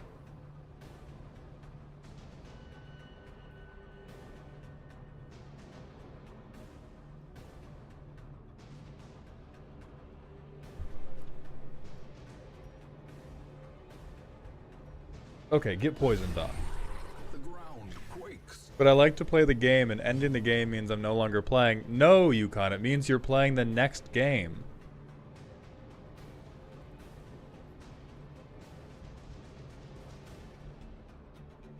You're almost dead. I'm gonna make sure you die to poison. Alarin, thank you for the 1000-bit cheer. How would you deal with shorter games if you have decks that love turn 5+ and a cheesesteak Sammy? I wouldn't run them at those games. Like, I think that is a thing you deal with. Hold on, guys. Words hard. Me talk bad sometime. Yes? Wanting to play a longer game or wanting to play decks that take longer to get going is not that weird. But if you want to play those and your table or the people you're playing with are like, yeah, let's play bracket 3, bracket 4, where like turn 1 important shit is happening, then that's just kind of tough. Like, that's just, it's the wrong deck for that play group. And that happens, and there's not a lot you can do about it.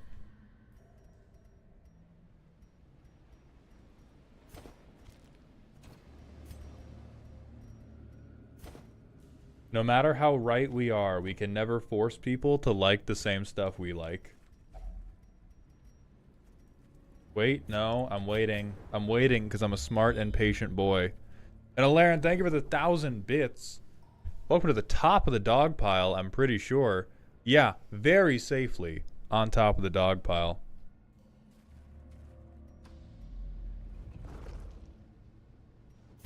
C-Mac, I do agree with you that the longer the game goes, the higher the risk that it's going to be bad. Mind that such such missteps are the exception and not the rule. I think we can. Yeah, let's get some food. If only treasure could staunch the flow of other. Every game should have at least one person attempting to cause a draw with divine intervention. Alright, Satan. You know what? I'll take a stand here. No. No, they shouldn't. We should not have one person playing devil's advocate for Shahrazad every game of Magic. If you know that person, take them outside, force them to touch grass.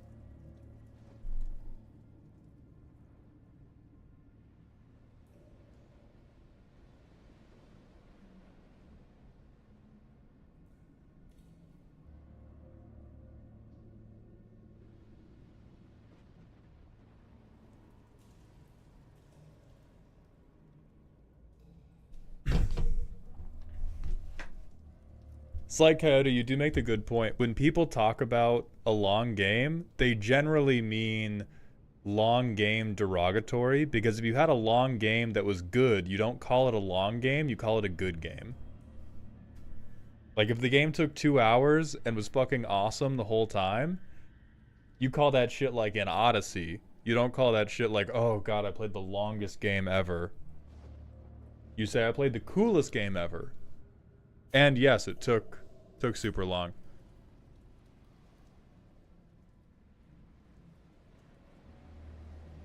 I don't know if this is supposed to be about Magic, but can you rant to me about your favorite indie game and why you like it so much? Umbrella Warlock, I will do my best. I legitimately don't think I've played very many indie games. The rant redeems super do not have to be about Magic. They just typically are, because that's what a lot of my scripted content is about.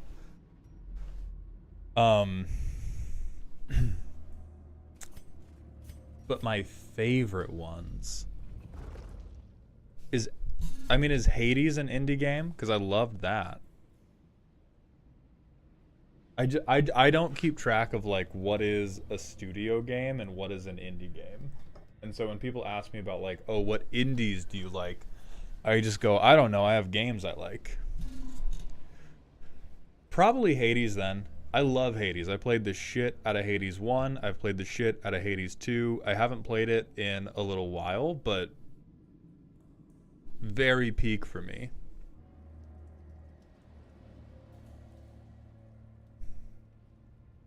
And Zilla, I think that is a very normal thing you are going through. I think a lot of people go through ebbs and flows with Magic. You can absolutely get burnt out playing too much Magic.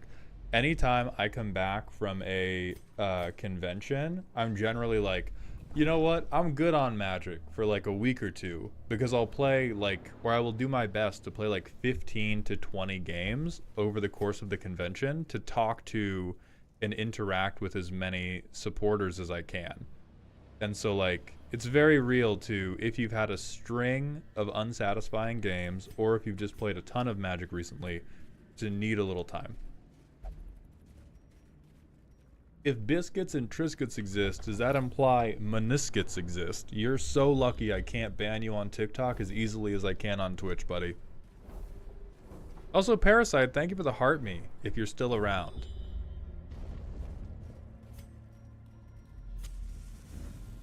Also, Zoria, I missed your personal question earlier. Just had an idea and require feedback for a potential Darkest Dungeon Magic set. Hold on. I have to explore 90%. I think I can ignore that room down there. I can either ignore that room down there or ignore the hallway up here. I would rather duck the extra fight. I'm gonna camp first. Oh no, it's medium, fuck. No, I'm not gonna camp. The DMC is just gonna have to fucking clutch out. How would you feel about Stress being a reskin or something similar to Rad from the Fallout set? Mill feels very appropriate since it does tend to signify mental trauma. I think that is perfect. Stress being mostly Mill.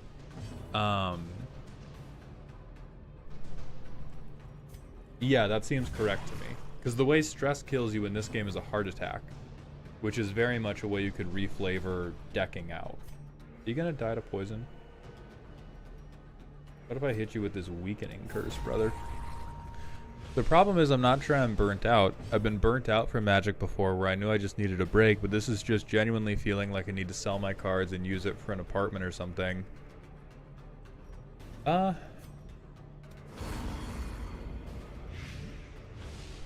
could signify deep burnout. Like, I have things that I enjoy where I won't go back to it for months or like over a year. You know, there's nothing wrong with putting it up. Definitely, like, sell your cards if you can use. Also, Stafford, I don't know what the fuck you're doing getting hit like that, but anyway, you know, get back in with proxying. If you have a thing that is important in your life you could use the money for instead, for sure, turn your Magic cards into that important thing. But I also think, like, feeling totally divested from something right now doesn't mean it's not going to come back. I kind of want to waste time healing. Fuck it. No, you die.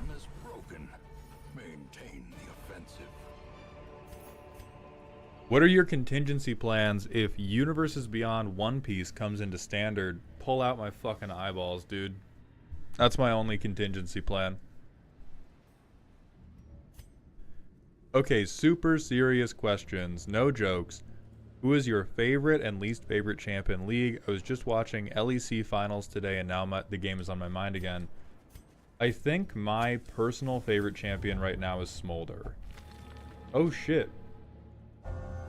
What's Clotter mean? Oh hell yeah. Yeah, I think that's the champ I play the most often, consistently have a good time. I like the inevitability of the infinite scaling, and I like that you can fight a little bit early. You're not great at it, but it doesn't feel like Nasus, where you're just dog shit until you have a bunch of stacks. Who's my least favorite?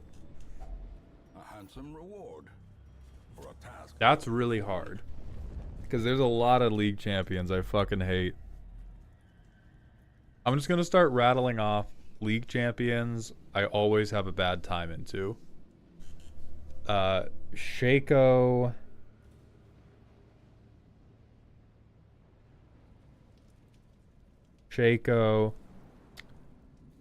Oh, you know what? Mel. No. 100% Mel. That champion was an incredible design mistake, and they made a sacrifice at the altar of their Netflix show. Mel was a just like all-timer fucking failure. Because if you look at that champion, I don't know if it still has an incredibly high ban rate, but for a long time, not a long time, it's only been out a little bit, but it held an extremely high ban rate and an extremely low win rate. Like, Mel basically says, I'm going to not necessarily win lane, but I'm going to make your laning experience hell, and then I am going to lose the game. It is just a laning power fantasy for people who picked up League from the show without ever having played MOBAs before, and they balanced it by making the champ super weak in overall game scenarios, unless you are just like Baker level with your W's. And so Mel's the worst. Easily. Like, what really drove it home for me was I wanted to start using bans on Mel because I was getting annoyed playing against her. And then I looked at the data and I was like, I'm more likely to win if they pick Mel. Like, significantly more likely to win if they pick Mel, and I just don't forfeit off of how bad the first 15 minutes of this game is going to feel. We win. So I'm not going to ban it. That fucking sucks. I still dislike Vex, but I don't hate them. Like, Mel, I disdain playing against them in lane, and I think they are genuinely a design mistake for the game. Vex is really annoying for my personal lane matchups, but I do not think she is a fundamental design mistake. I just don't like having to play Tap Dance Simulator into her. A fortune. I think Mel is a worse mistake than Yuumi. With Yuumi, what I will forgive about Yuumi is I like that they at least attempted to cook with something a little bit different. Mel, they just did Taco Bell design and gave her the most basic shit and just loaded it in such a way that it was always oppressive in lane and always dog shit elsewhere.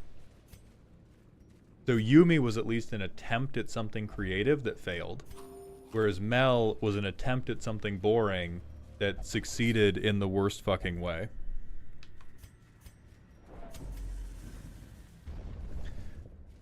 I hate Destiny. You said Vex, and my dumbass perked up like a dog just when you say treat loud enough. Oh, the show is good, Hellcat. The show slaps.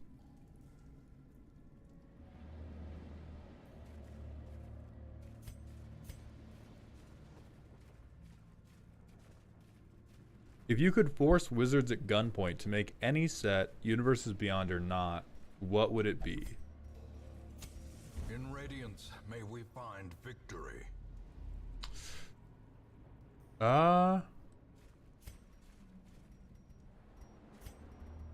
Damn, what would it be? A moment of You know what? It would probably be the Bleach shit. The world would be plunged into unending despair from me demanding that all of us nerds got to look at each other and say Bankai completely seriously, but it's worth it. It's worth it.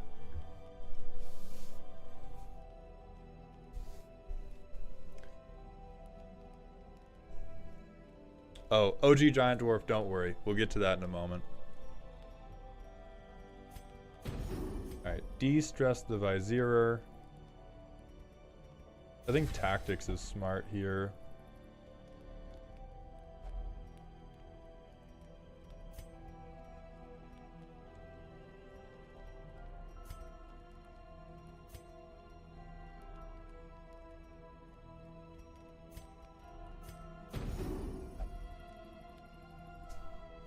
So we can give stress. Yeah, we'll power this guy up.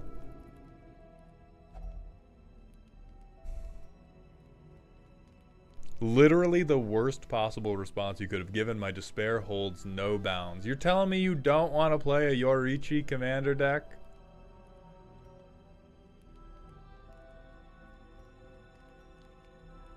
Shuckle, I am okay at this game for how little I've played. I started playing this game on stream, and this is like... I think we're getting to like day 15 or 16 of how many streams I've done. I am very bad at it in the perspective of the big wide world. I'm pretty good at it in the context of somebody who has played a total of like 2 weeks.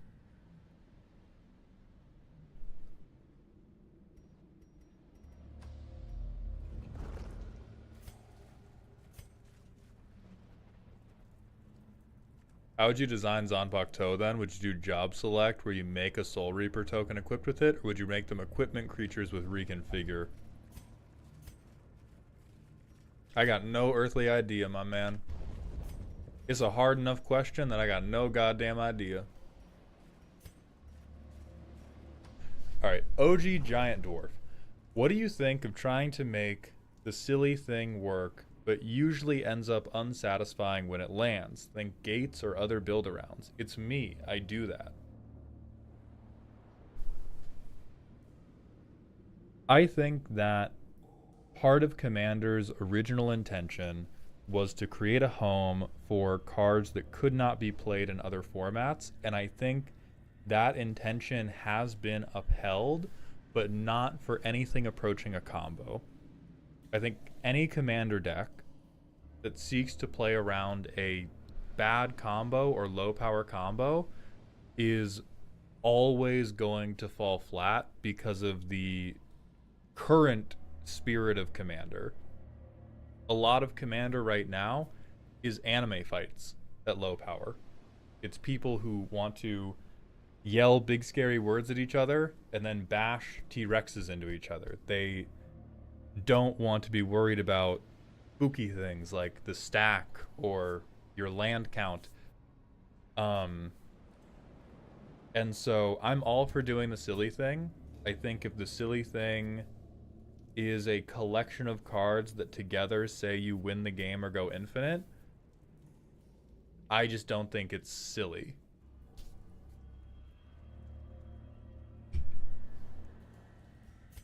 I think parts of it can be silly to you, but like, I don't know, it just always feels bad. I think Snail had a video about this. Like, there is definitely an archetype of deck that only feels good to Goldfish. It feels great to play by yourself, and it turns out, because it does not interact with the game the way other people are interacting with the game, you lose the entire social element. Yeah, that's the ticket. Is a lot of the silly things, they get rid of the social aspect of Commander. And so they don't feel silly anymore. Because they're engaging with the game on an axis that other people don't engage. I actually talked about this in my Discord earlier, where if the threat you present can't be solved by somebody else becoming more threatening, it probably does not work well as a silly game plan. Full stop. I want to elaborate, but honestly, I think that's a self-contained truth.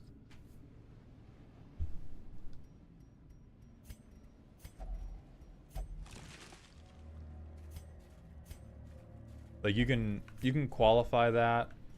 The secret room? Oh, okay. You can qualify it all you want. You can talk about how, like, telegraphed and fair your thing is, but it just doesn't work out that way.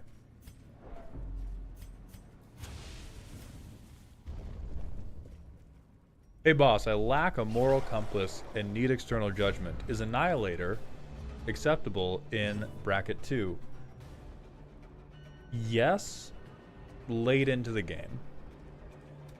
They're kind of yes, and if part of your deck is like, oh, I will discard this Annihilator card to hand size turn 1, then reanimate it, no. But at the point when people have been allowed to establish a lot of permanents, and like if you've gotten to like 8 mana naturally, and then you cast one of the Eldrazi that have Annihilator too, yes, that is fine. Anybody who's mad at you is being a butthurt child and needs to grow up. The point at which it becomes not fine is once you're going, oh yeah, I just have some stuff with Annihilator 1. I'm playing at turn 1 though. What's up with that forest? Huh? How about you with the island? Get him out here. That's when it becomes not cool.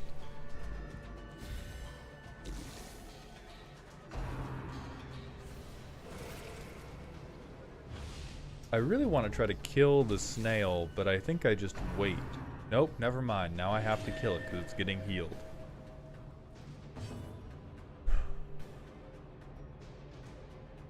What do you think about a rule that says if a player loses the game, empty the stack and end the turn as a state-based action? That sounds like it does not solve any problems and introduces new problems. Why would we want to do that?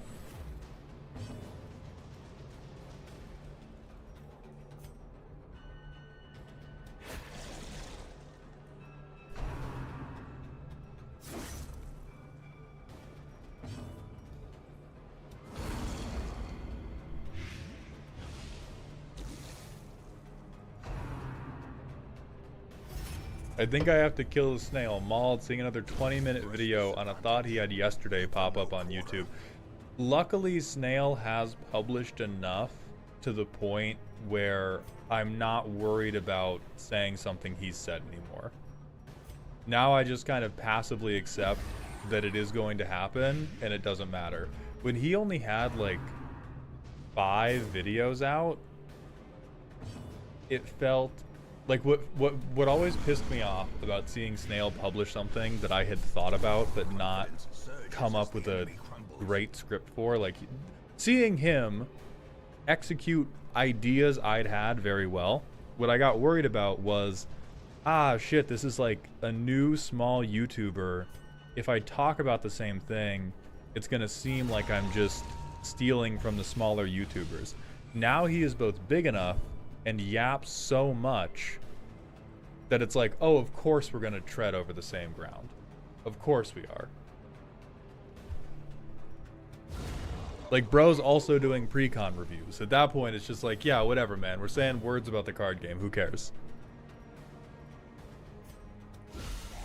It definitely was not a thing I ever should have been worried about, but I'm even less worried about it now. Jesus, Stafford.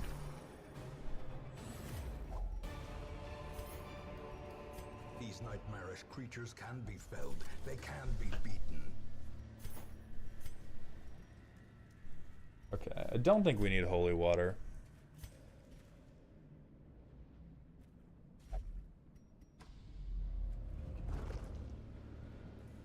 It's just an idea my playgroup is throwing around, kind of feel the same, TBH. Yeah, like, I think it only results in bad things. Because it's like, if you kill somebody with combat damage, now you don't get the triggers from killing them. Like, you should. You earned that. You beat them to death.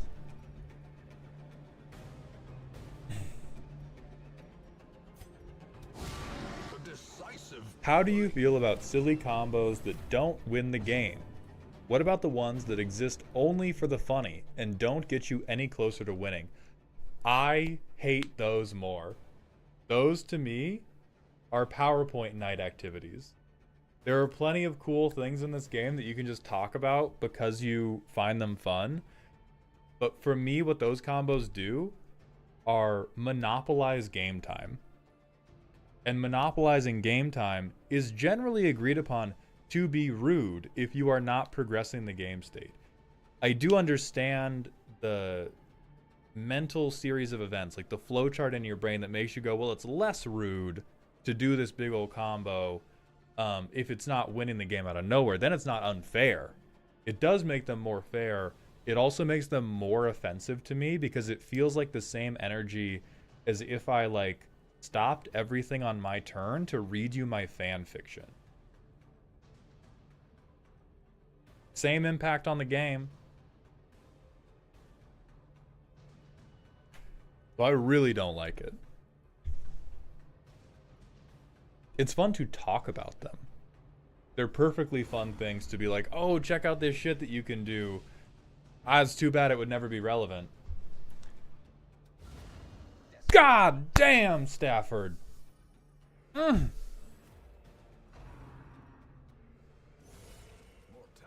clarified in a single strike.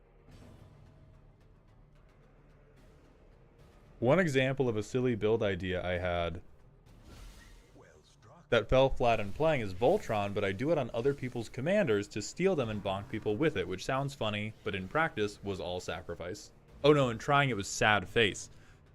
That's real, and Giant Dwarf, I do think you're highlighting an important thing, which just because a sentence is possible in Magic the Gathering does not guarantee it's a good deck idea. Way too many people will take a funny sentence and go, because that is a funny sentence, it is a good commander deck. I think the, nah, I won't be too cunty, but a ton of people and a ton of content creators as well will take like, oh, this sentence is silly, therefore a deck built around this sentence is a good play experience for people you've never met before, and it's just the wrongest thing ever. I believe the money is worth more than the move charm, especially with the antiquarian here. Fuck the coral.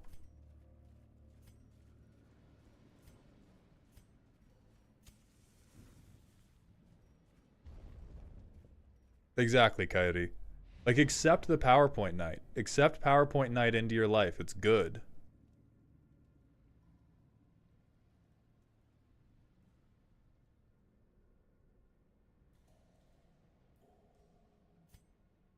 Alright, let's get back to the hamlet. Despite its morbid aspect, this twisted, cavernous maze seems 20,000 more monies. We're rich as hell. Everybody's afraid. I'm so tired of people not being able to meditate. You must meditate. If you wish to be in this company, you must be willing to touch grass. We can't do this. the letter was on its way. Last Geo.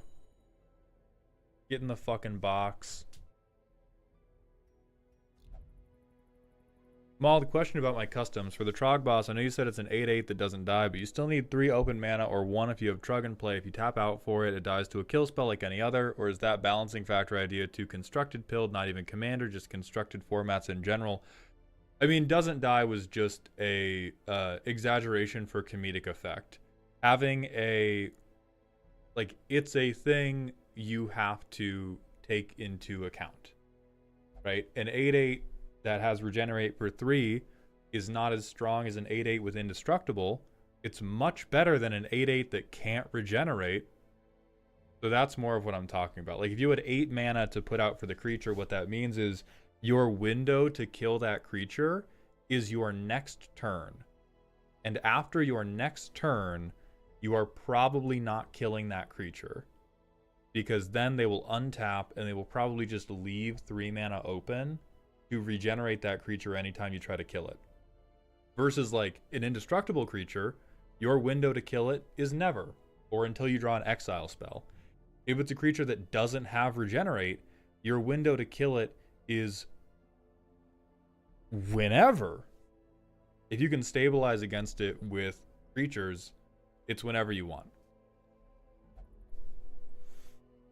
Alright, this is going to be... So that's actually more appropriate for limited than anything else, Alec, because if you resolve an 8/8 with trample and limited, in most cases, you had a turn to answer it or you die. So that one for, like, commander is where, oh, I have an 8/8 forever. Versus in limited, it's I have an 8/8 for the rest of the game, which is 1 to 2 more turns. Alright, that's going to be it for today. We are going to be live again tomorrow. Tomorrow, we're going to be on Arena. I don't know if Final Fantasy is available for drafting. If it is, we're going to do some Final Fantasy drafting. If it's not, we're either going to do Brawl stuff, or I'm going to get bored, and we're going to do more Darkest Dungeon. So we'll be live again at noon Pacific. Tuesday is when Final Fantasy goes live. Then tomorrow we'll be live at noon Pacific doing either Brawl Behaviors or doing more Darkest Dungeon. We will find out based on how I feel tomorrow. Thank you all for coming. We're going to find a friend to raid.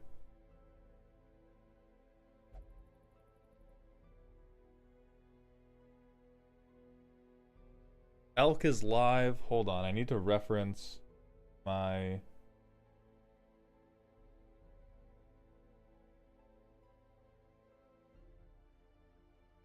girlfriend's text. 1 second.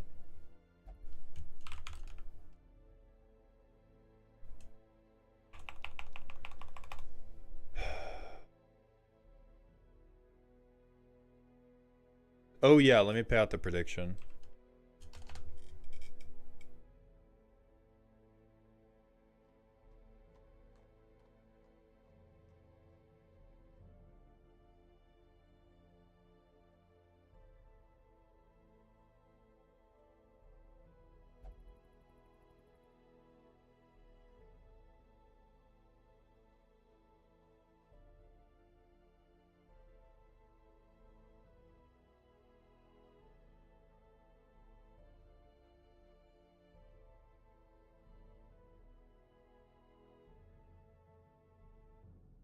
Alright, we are going to raid...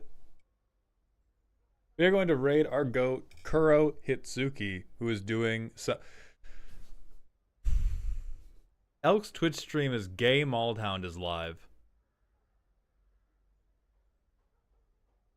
This motherfucker's Twitch stream is Everyone Look, Gay Maldhound is live. What a scamp. All right, we're raiding Kuro. Hit that motherfucker with the indestructible Justin rant.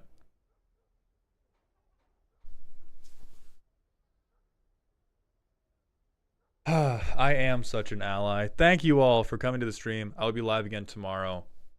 I hope you have a good weekend, and please remember to stay toxic.